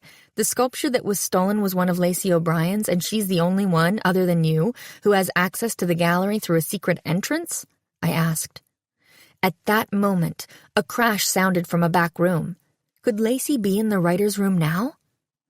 A voice called out, "Sorry, Uncle C. I was standing on a stool in the supply room and lost my balance." Into the gallery walked a girl with a familiar-looking face. "Mandy," I said, "what are you doing here?" It was the girl who was with her friends the other day, standing outside Paige's Pages after the fire. Mr. Tate asked, "Do you two know each other? How can that be?" Mandy looked at me quizzically at first, and then had a light bulb moment of recognition. "Hey, you're the person who was asking me and my friends Carly and Rachel all about the bookstore." "That's right. I'm Nancy Drew. I'm writing an article about the recent crimes in Avondale and have been interviewing Mr. Tate about the theft of the statue," I explained. "Well, my Uncle C is totally clueless about it," she said, "but I think someone is definitely lifting their ideas from Lacey O'Brien's books, just like I said the other day, and my friends and I think it might even be Lacey O'Brien." I might not have thought Mandy knew what she was talking about the other day, but right now, we were on the same page. Chapter 9. Framed. I ran outside and called George, quickly updating her on what I had discovered. "What do you think?" I asked. "I don't buy it," George said. "It's just too, I don't know, convenient." I agreed. I didn't actually believe Lacey had stolen the statue either, but clearly she had to be considered a suspect. George continued. "Since the statue was just on loan to the gallery, Lacey doesn't have a real motive for stealing." "You're right," I said. "The motive question is definitely a problem. But that doesn't change the fact that she had ample opportunity." "But it's also obvious," George replied. "It's almost as if someone chose stealing the sculpture because it would make Lacey a prime suspect." "Exactly. Lacey's being framed, just like the character Lucy Luckstone in her novel, Framed." "That makes sense," George answered. "Kind of. Do you think she's also being set up with the fire? Who would want to frame her? Nancy?" I kept walking down the street and noticed the Avondale Library. I sat down on a bench in front to continue our conversation. "I understand those crimes could be connected to Lacey and her books, but what about the intruder at our cabin, and the canoe, and me almost being run over?" I asked her. Nothing answered me. "Hello, George? Are you still there?" I asked. George spoke. "Nancy, when were you almost run over? Are you okay? See what happens when Bess and I aren't around to chaperone you?" Oh no, I'd never told them about my near accident. "I'm fine, really, but because of it, I'm hoping to get a face-to-face meeting with Lacey O'Brien." George laughed a bit on the other end of the phone. "Only you, Nancy. Only you could have that happen. But nice work. If you need us to come back to Avondale, just say the word." We hung up and I walked back to my car. Instead of first calling Lacey, I decided to drive right to her house. Maybe by surprising her, I would get more information. Or perhaps a confession. I used my phone's GPS to navigate from town back to Moon Lake and 34 Crescent Lane. Lacey and Richard's cabin was set back from the road, covered, it seemed, by giant oaks and pine trees. I pulled into the long driveway and in 2 minutes was knocking briskly on the front door. Within seconds, Cecilia Brown, a.k.a. Lacey O'Brien, flung open the door and greeted me by grabbing both of my hands tightly in hers and squeezing them hard. "Please tell me you're still feeling okay, dear," she gushed as she swiftly pulled me into the house. "Of course," I replied. "I'm feeling just fine. Honest." Her cheeks reddened, and she looked down at her feet in what seemed to be embarrassment. "I'm afraid I owe you an apology," she said softly. "I know who you are." Wow. Did she know I was writing an article? And that I suspected her of staging her crimes from her books? She continued, "I recognize you from the lake on Saturday. You had 2 other young women with you. I'm so sorry Rick and I didn't come out to help you. I truly regret it. It's just that, well, we've had people stalk us from Moon Lake in the past, and we're never sure who to trust." Lacey wrung her hands nervously, then said, "We did call the sheriff, but there's still no excuse for not coming out there ourselves to make sure you were okay." I was stunned. That Lacey, Cecilia, was so honest and forthcoming took me by surprise. Could this truly be someone masterminding a local crime spree? "Thank you, Mrs. Brown," I answered. Luckily, we were just drenched to the bone, shaken up somewhat, but nothing more serious. "Why don't we sit down and make ourselves comfortable?" she replied, and I followed her into a warm and comfortable living room, with floor-to-ceiling windows overlooking the lake. We settled in on an overstuffed couch. "We were not stalking you, but we did hear that this is where Lacey O'Brien lives, and when you and I had our run-in in town, I had no idea you were Lacey O'Brien." I paused and then admitted, "I'm not here about our run-in this morning, though. I'm here because I'd like to interview you for an article I'm writing for the River Heights Bugle." Again, Lacey looked embarrassed. "I see it wasn't hard for you to connect the dots about who I am. I'm so sorry, but I don't grant any interviews about my work," she explained. "I made a decision many years ago not to allow interviews, so now I'm afraid I'm stuck. If I make an exception for one paper, the floodgates would open. I hope you understand." Once again, she seemed genuinely sorry. "The story isn't about your writing," I said. "It's actually about a number of crimes that have taken place around Avondale this weekend." "What does that have to do with me?" she asked, looking me squarely in the eyes. Truth time. I was a little nervous to directly confront Lacey and was hoping she wasn't currently writing a mystery entitled Murder at Moon Lake, but I had to take the chance. I probably should have looped in Sheriff Garrison and Ian, but I kind of knew they wouldn't approve of what I was doing. "My article reports the ways the perpetrator of the crimes is stealing ideas from your books, burned and framed. The police and the fire department have determined that the bookstore fire started due to wiring in an old chandelier that had been tampered with, exactly like what happened in Burned. And besides Mr. Tate, you're the only one with the key to the gallery's back room and easy access to the statue. I'm afraid that you're at the top of my suspect list." Lacey paled, and then grew angry. "That's awful," she said, "and frankly, I resent your accusations. However, for your information, I was home the morning of the fire. Paige called me to tell me about it. I certainly couldn't be 2 places at once." She went on heatedly. "There is no way I could be your culprit." I exhaled. What a relief. "Now I'm the one to apologize, Lacey, but I hope you understand that I had to play my hunch," I said. There was somewhat of an awkward silence before I spoke again. "It's quite possible, then, that you're being framed." "Me? Framed?" She laughed lightly, and I realized it was the first time I had seen her smile. But then she paused as though trying to determine whether she should reveal something. About 10 years ago, a big fan of my work called me every day. He figured out where I lived and trailed me around town for a number of weeks. He was basically harmless, but I ended up getting a restraining order because it was very unsettling. The last I heard, he had retired to Florida and was doing well. That's the main reason Rick and I became so reclusive and protective of our privacy.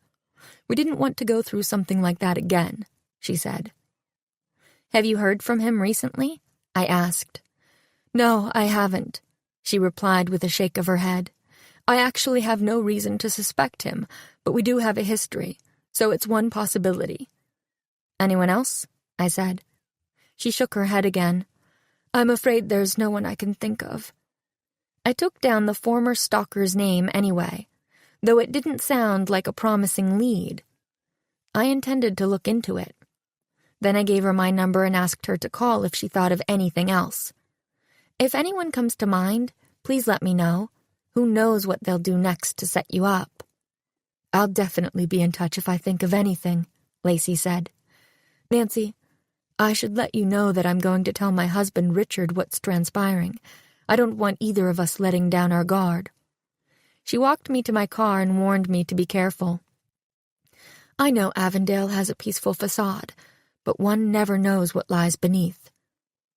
Even though it was warm outside, Lacey's words chilled me to the bone. Another exhausting day. I drove back to town, looking forward to the quiet of my room at the inn. Now I had to write the article, and by the time I was done with it, I realized I hadn't solved a thing and had actually created more questions than I had answered. Just after 7:30, I hit send with my article to Ned. Then I called to let him know it was on its way. You sound beat, Nancy, Ned said. Maybe I should drive to Avondale tomorrow and help you out. I'm fine. If I can't figure this case out in the next 2 days, I promise to turn it over to the sheriff, I told him. I was about to hang up when there was a knock at my door. Hold on a minute, Ned. Let me see who this is. I padded past the Dr. Seuss chair and opened the door. Nobody was there. But on the ground was an envelope with my name. I opened it, wondering what it could be. A thin slip of paper fluttered out. I picked it up and read the typewritten note. Stop pressing your luck. If you know what's good for you, you'll get out of town now. Chapter 10. Stalked. Ned, I'll call you right back, I said and hung up. I peered at the note and realized it had been typed on an old-school typewriter rather than printed out from a computer. I looked at the letters closely and realized that all the T's were more faded than the other letters, as though that key on the typewriter didn't work quite so well. I looked up and down the hallway and didn't see or hear a soul. Suddenly, my phone rang and I jumped. Hello? Who is this? What do you want? Nancy? It's me, Ned. You said you'd call back in a minute. What happened? He sounded panic-stricken. Ned, I'm sorry, but I think I will take you up on your offer. Can you come to Avondale first thing tomorrow? I said. Of course I'll come. But are you all right tonight? Ned asked. I assured him I would lock my door, not open it for anyone, and meet him at the Avondale diner at 8 a.m. We said goodnight and I got into bed, still tired and now a bit scared. Not surprisingly, I had trouble falling asleep. A million thoughts filled my head. I must have been closer to who was behind this mystery than I realized. Who'd left that note, written with a typewriter? I sat up in bed. Typewriter. There was one right on the desk in my room. I turned the night table lamp on and walked over to the desk. I took a sheet of the Cheshire Cat Inn stationery and put it in the roller. I typed the same words in the note. Stop pressing your luck. If you know what's good for you, you'll get out of town now. I ripped out the paper, inspected the T's, and almost started crying, but from relief. This wasn't the same typewriter used to write the note sent to me. I'd been so worried that someone had snuck into my room. But maybe, just maybe, if I found the typewriter that was used for the letter, I would find out who was behind the second cup of tea, reading my article in the River Heights Bugle when Ned arrived at the diner. He listened closely while I filled him in on everything that had happened, everything I hadn't written about in the article, that is, over the last few days. "So you've talked to Paige, Lacey, Alice Ann, and Mr. Tate. It could be any of them, Nancy," Ned said. It was great seeing Ned, and great to be able to bounce theories off him. After we talked, we both were in agreement about two things. We didn't think Lacey was the culprit, and in order to find out who was, we had to find the broken typewriter. I figured we'd swing by Paige's Pages first, and then stop at the Cheshire Cat Inn. Both seemed to be likely spots for an antique typewriter. But the bookstore was dark, and the web of police tape still decorated the front door. I cupped my hands around my face to block out the bright sunlight and peered inside, but the store looked deserted. I realized I didn't know how to reach Paige other than by stopping by the shop. But then I remembered Alice Ann. Maybe she would be able to tell me where to find the bookstore owner. "Nothing?" Ned asked as I backed away from the darkened window. "Nope," I replied, shaking my head. "Let's walk up the street to the Cheshire Cat Inn. Wait till you see this place." When we entered the inn, Alice Ann was front and center behind the receptionist's desk, chatting with someone on the phone. When she saw me come in, her face lit up. She gestured that she would be just a moment, and I nodded before Ned and I ducked into the gift shop. "Wow, she sure has a thing for cats," Ned remarked as he took in the array of cat-shaped knickknacks crammed into the tiny space. "Mm-hmm," I replied absently as I surveyed the space for typewriters. Antiques and old-looking memorabilia were everywhere. My eyes took in a shelf of antique scissors, strange items for an inn gift shop, I thought, and old-fashioned writing devices like fountain pens and quills. In addition to the spinner rack of paperbacks that housed all of Lacey O'Brien's books, there was a shelf of dusty old dictionaries, encyclopedias, and Avondale High School yearbooks, but there was no typewriter. "Nancy!" a voice cried out behind me, and I turned to see Alice. Shockingly, she grabbed me and gave me a friendly hug. "Oh," I exclaimed. "Hi, Alice. Good morning." She laughed. "I hope you had a restful night. I was looking for you this morning, but you were out bright and early. But now I can thank you in person." "Thank me?" I asked, genuinely perplexed. "For what?" "Ever since your article was published in the River Heights Bugle this morning, my phone has been ringing off the hook," Alice replied, a huge grin on her face. "We've had a tough summer at the inn, and it's been hard to book rooms, but it seems that people all over the county are curious about Avondale and Moon Lake since your story came out. We're completely booked for the next 3 weekends, and I imagine we'll be full for the rest of the summer by the end of the day. It seems people want to make a weekend trip to Avondale so they can retrace the steps of the copycat criminal. And relax by the lake, of course." "That's a little disturbing," Ned replied, a troubled look on his face. "Well, yes, I suppose it is," Alice admitted, and her brow wrinkled for a moment in dismay. Then she shrugged. "But it's been great for business." At that moment, the phone rang again, and Alice dashed back to the reception desk to answer it. Ned and I continued to browse the shop while she finished the call. About 15 minutes later, she returned. "Sorry about that," she explained a bit breathlessly. "Now, what can I do for you two?" She studied Ned carefully and raised her eyebrows questioningly at me. "This is Ned Nickerson," I replied. "Ned, this is Alice Ann Marple." "Very nice to meet you," Alice said as she shook his hand. "You too," Ned replied. "Nancy told me about your little shop, and I know how much she loves antiques." "Actually, I was really looking for an old-fashioned typewriter," I jumped in. "Would you happen to have any of those?" I watched her closely to see her reaction, but Alice Ann barely blinked. "No, I'm afraid not," she replied. but I do have some vintage typewriter ribbon tins. They're very collectible." She pointed to a shelf of colorful lidded tins. I shook my head. "But who buys the ribbons without the typewriter?" I asked. I was really hoping for a typewriter. I couldn't recall whether you had one in here or not. I smiled, and Alice did as well. She didn't seem rattled at all when I mentioned looking for a typewriter.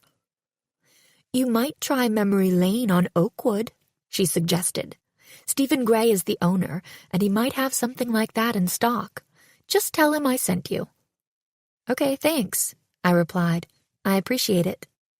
"It's no problem at all," Alice Ann gushed. "I really am so grateful for your article.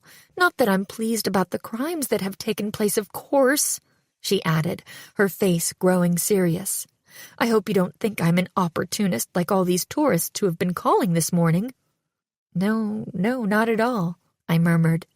"I mean, I'm not at all happy about the reason I'm seeing so much new business. It's just that the inn has been struggling so much recently, I've thought about throwing in the towel and retiring early. But this new business should be enough to keep us afloat at least through the end of the year, which is when we usually see a bump, thanks to the ski resort in nearby Sugarville." "I understand," I told her. "Don't worry. We don't judge you." "Well, thank you," she replied, her cheeks reddening a bit. "I'm a little embarrassed to be profiting from the crimes, but what can you do? It is what it is." Ned and I nodded in agreement. Truthfully, I did agree with her. If she hadn't committed the crimes, then it wasn't her fault. That was the reason tourists were flocking to the Cheshire Cat. "Well, thanks for your time," I told Alice as we headed for the door. "Oh, one more thing. Any idea where I can find Paige Samuels? I wanted to ask her when she thought the bookstore would be reopening, and if she was going to reschedule the Lacey O'Brien signing." "Really?" Alice Ann replied, looking more than a little curious. "Well, she often has lunch at the diner, so you might try to find her there. Or you can swing by her place. She lives in an apartment on Oakwood Lane, right above the antique shop, in fact." Alice prattled on. "I don't know where she's been keeping herself. I know the fire put her store out of commission for a time, and she's probably mad as blazes at Lacey, for so many reasons dating back to high school that I couldn't even begin to tell you about, but no, I haven't seen her." "Thanks, Alice Ann," I said. I was grateful when the phone rang and Alice Ann stopped gossiping. Ned and I headed out into the warm morning. "Well, she sure is something," Ned said softly as we left the inn. "Doesn't want to profit off the crimes, huh?" "How can't it be Alice Ann?" I whispered to him. "We've got a motive now. Her business was suffering and now it's booming. She doesn't particularly like Lacey or Paige either." I paused. "But we still need actual proof. We've got to find that typewriter." Ned nodded. As we walked past my car, he plucked a piece of paper from the windshield and held it out to me. "Hey, what's this?" he asked. Oh no, not another note. Again, it was typed in all caps. "Ms. Drew, you seem to have trouble following directions. Don't say I didn't warn you." Chapter 11. Opportunity Knocks. My stomach dropped to my feet. Who was watching me? "There goes that theory," I said with a shudder. "There's no way Alice Ann could have put that note on my car. She was with us the entire time. And we just passed my car on our way from the bookstore to the inn." I chewed my lip as I thought things over. Then I glanced down at the latest note again. I needed to find that typewriter. It was our best clue, and I was worried about what would happen next, to me or someone else in Avondale. "Let's go to Memory Lane then," Ned suggested. "Maybe the owner knows of someone in town who's a collector." "Sounds like a plan," I agreed, giving him a grateful look. "Thanks again for coming along today." "Happy to help," Ned said, reaching over and giving my hand a squeeze. "You'll get to the bottom of this. I just know it." A few minutes later, I parallel parked in front of Memory Lane. There was a doorway just next to the entrance that had 2 buzzers. The top one was labeled Samuels. I rang and waited a minute or so before ringing again. When there was no response after the 3rd ring, I gave up, and Ned and I headed into the antique store. The shop was dim, dusty, and absolutely crammed from floor to ceiling with antique furniture, light fixtures, candlestick holders, china, cameras, and clocks. Ned and I made it about 2 feet before we were stopped by an enormous antique bookshelf filled with crumbling old books. We couldn't figure out how to get around it, so instead I called out for help. "Hello, Mr. Gray?" I cried. "Is there anyone here? We could use some, assistance." "Coming, coming," a muffled voice replied from what sounded as though it was somewhere below us. A minute later, a man with horn-rimmed glasses popped up behind me. "Hello, so sorry to keep you waiting," he said. "I was just in the basement organizing some stock. What can I do for you?" "Alice Ann Marple sent us over. We're looking for any old or antique typewriters you may have." He scratched his head and looked around at the piles and piles of stuff surrounding us. Typewriter, he muttered. "Let me check my inventory. Come right this way." Mr. Gray darted to the right and squeezed his way past the enormous bookshelf. Then he weaved his way through a row of wicker chairs and around a mirrored door that was leaning against the wall until he came to a roll-top desk that was completely covered in more paper. He picked up a large notebook and began to thumb through pages that were covered in rows of nearly illegible scrawls of ink. "Ah, yes," he exclaimed, pointing at a row in his ledger. "We do not have a typewriter." Okay," Ned replied, glancing at me. "How is this helpful?" he mouthed. I just shook my head at him. "Trust me," I mouthed back. "Does that mean you used to have one, but it's been sold?" I asked. "Indeed it does," Mr. Gray said with a nod. "That's too bad," I replied, thinking quickly. "Did you happen to sell it to someone local? I'm a collector and would pay top dollar." Ned raised his eyebrows at me. "Nice," he mouthed. Of course," Gray replied without hesitation. "I sold it to that famous writer. What's her name again? Lacey O'Neill? She was wearing a big hat and sunglasses, so I wouldn't recognize her, but I knew who she was." He shook his head before he continued. "That typewriter wasn't even in very good shape. In fact, there were a few keys that were broken when she bought it." Ned and I looked at each other and quickly said goodbye. I grabbed his hand and hurried him out the door. "We've got to question Lacey again. Come on, we're driving to Moon Lake." I was glad to leave the dust and papers behind and be outside in the sunshine. "One more second, Ned. Let me ring Paige's buzzer again. Maybe she came home while we were talking to Mr. Gray," I said. But Paige still wasn't home, or just not answering. We started to go to my car when I noticed the storefront on the other side of Memory Lane. It was unmarked, but there was a logo of a quill and a jar of ink etched into the glass door. That had to be the writer's space that was connected to the art gallery. We didn't have time to check it out. We had to get to Lacey. I was sorry that Ned and I couldn't enjoy the scenery or a hike as we drove out to Moon Lake. Right before we pulled into her driveway, Ned asked, "What about Lacey's stalker? Did you check him out? These notes seem to have stalker written all over them. No pun intended." I had to smile at Ned. I knew he was trying to calm my nerves. "I did check up on him. I placed a few calls before you came this morning and confirmed that he's still in Florida." We got out of my car, and it took all my self-control not to run to the porch. I rang the bell, and we waited. I rang again, willing Lacey to be home. Finally, the large oak door opened. Lacey looked at me like she didn't recognize me. But an instant later, she exclaimed, "Nancy, it's lovely to see you again so soon. Is everything all right? Have you found the guilty party?"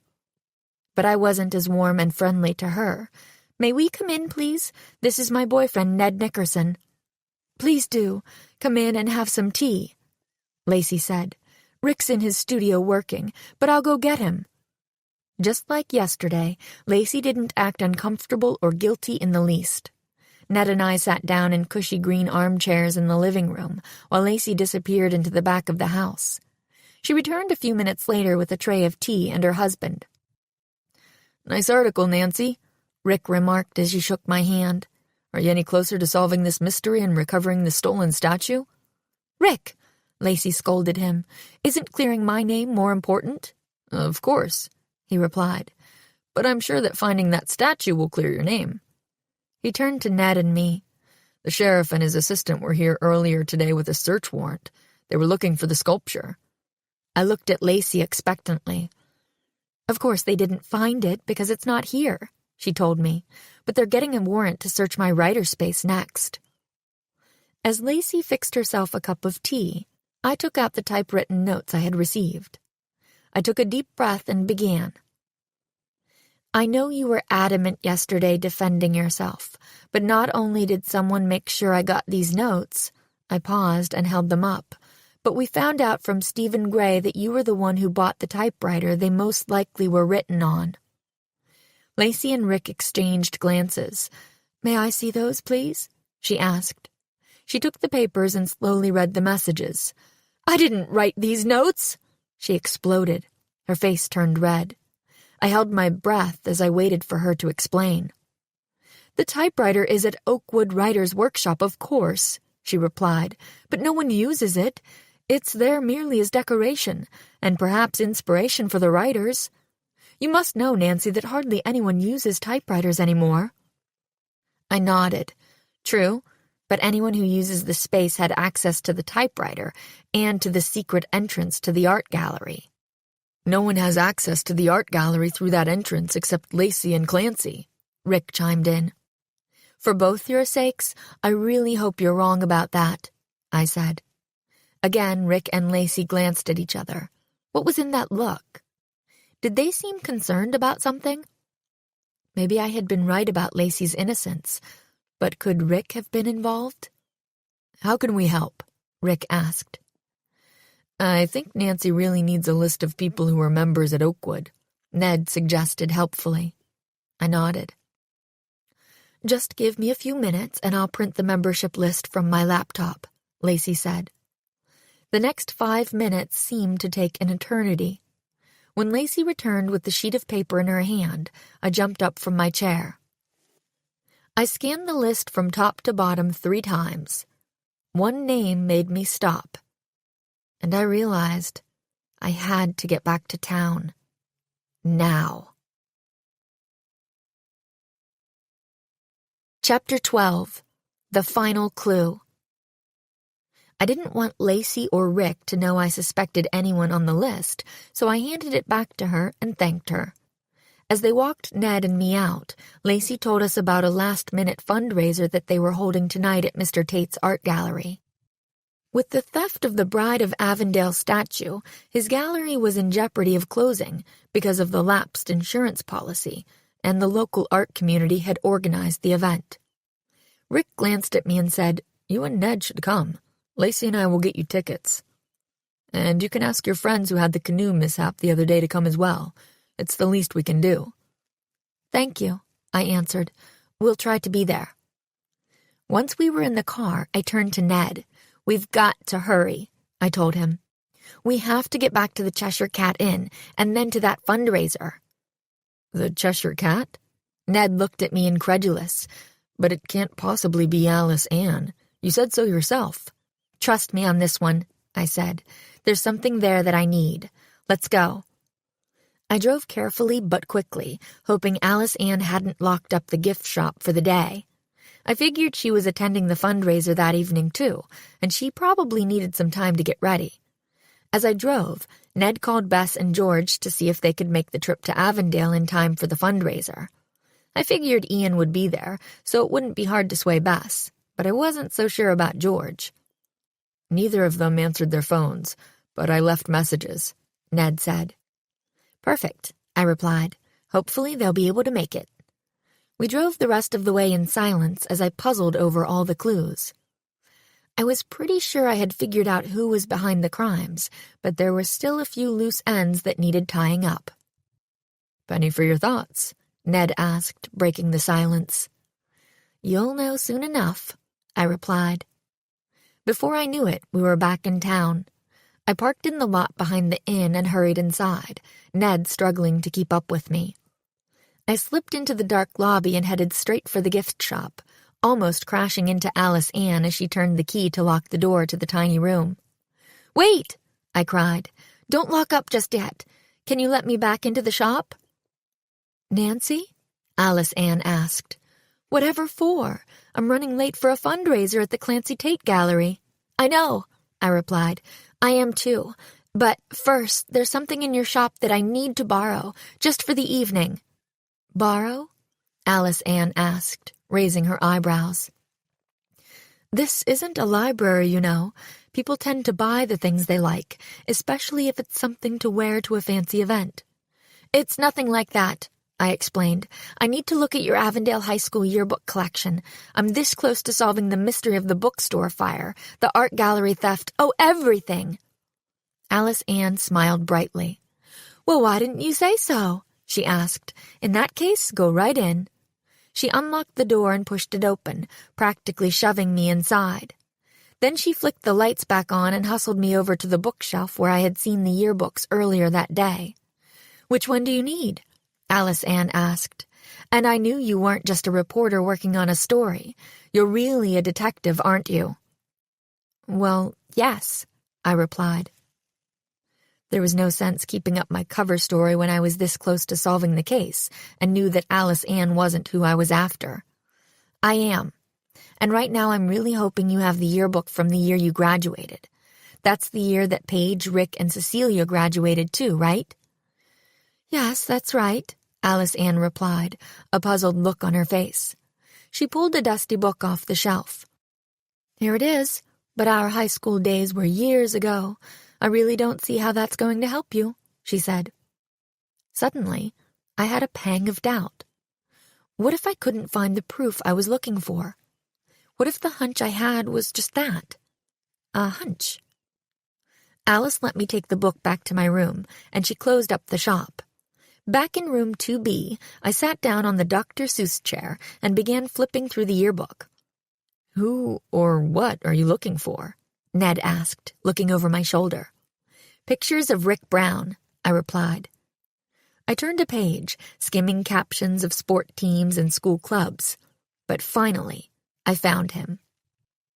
An image of Rick in a tuxedo, standing arm in arm with a pretty girl with curly hair in a lovely off-the-shoulder evening gown. I had never been so happy to see an old prom picture in my life. Luckily for Ned and me, the Clancy Tate Gallery fundraiser wasn't a black-tie affair. Since it had been planned at the last minute, everyone was dressed casually, so we didn't stick out too much in our khakis and sneakers. It was wall-to-wall Avondale when we walked in. In just a few days, I already recognized faces, from Alice Ann to Lacey to Paige, and even Mr. Tate and Mandy. It seemed like there was a great deal of support for Mr. Tate and his gallery. I knew that the fundraiser was the perfect cover for me to finally get to the back writer's room. I would try to convince Mr. Tate to give me the key so I could look around for myself. "Ned, you stay here and mingle," I told him. "I'm going to talk to Mr. Tate alone." But I couldn't get close to him with all the people who were listening to his story of the statue's theft. I walked to the rear of the gallery, to the locked door to the writer's space. I wanted to will it open and wished there was a magical phrase like, "Open Sesame," that would somehow make it so. But something magical did happen. The door opened, and out walked Mandy. "Mandy, what are you doing here?" I started to shriek, but quickly lowered my voice. What are you doing in there?" and motioned my head toward the door. "Hi, Nancy," Mandy smiled. "I had to escape this crowd. Really, how boring can it get? People just telling Uncle C how wonderful they think this boring gallery is, over and over again," she said. "I couldn't stand it." "But I thought only your uncle and one other person had the key to this door. Was it left unlocked?" I asked. "Unlocked? No," Mandy answered. The writer's room isn't a secret to me.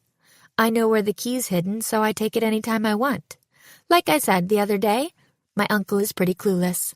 Nice, but clueless. She laughed a little bit. And then she said, I hang out here a lot, sometimes with my friends, sometimes with the writers. Ms. Samuels is even there right now. Paige? Paige is in the room? I said. Mandy nodded and then took off. So I slowly, quietly opened the door and couldn't believe my eyes. Paige was there, just as Mandy had said, and in her hands was the Bride of Avondale. Sheriff Garrison! I screamed. Help!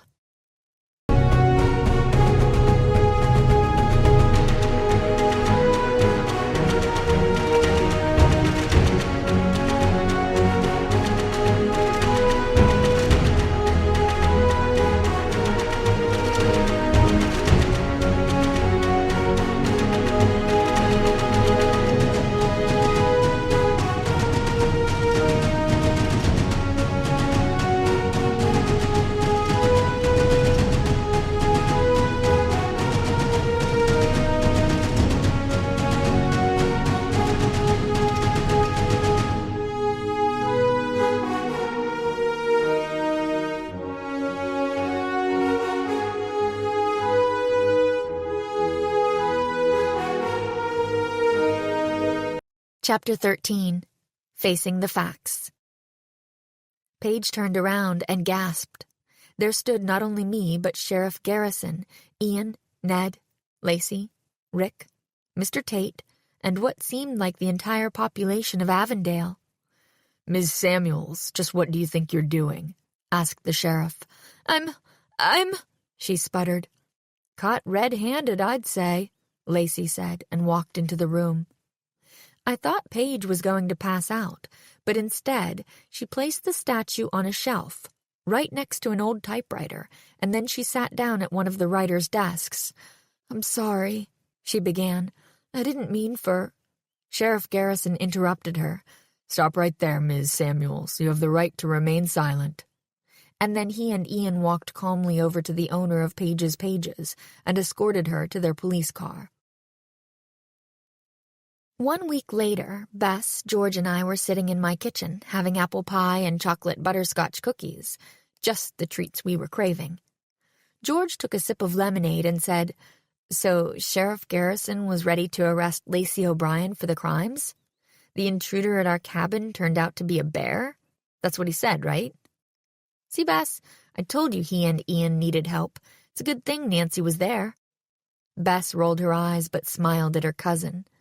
And Paige was so jealous of Lacey's success and her marriage to Rick. But still, to go to those lengths. I sighed. After Paige's arrest, Alice Ann had actually visited her in jail.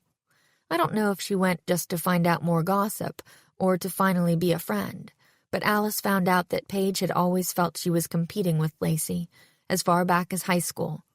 But she never came out ahead, even though she had attended the prom with Rick. That's the photograph I saw in the old yearbook. When the bookstore started doing poorly, Paige planned to close it. But then she devised a plan to make money from the insurance company, an idea taken straight from Lacey's mysteries. The fire was meant to look like an accident. But once she realized that the fire and police departments suspected foul play, she started to cover it up. I took my plate to the sink and let the water run over the leftover crumbs. I think there was a part of her that wanted to get caught, Bess added. Why else would she join the writer's space and hide the statue in her own locker? She was bound to be found out, especially after getting the writer's room key from Mandy. Bess had a good point. I wondered whether, when I'd picked up the paper with her locker combination on it at the grocery store, Paige had been deliberately dropping clues. Well, I told my friends, I'm glad no one got hurt. Broken hearts, maybe, but nothing else. And now I've got one more mystery for you to solve. George groaned. Please, Nancy, say you're joking. How much more can we take? I started to laugh. Where do you think I put the latest Lacey O'Brien mystery? I can't find the book anywhere.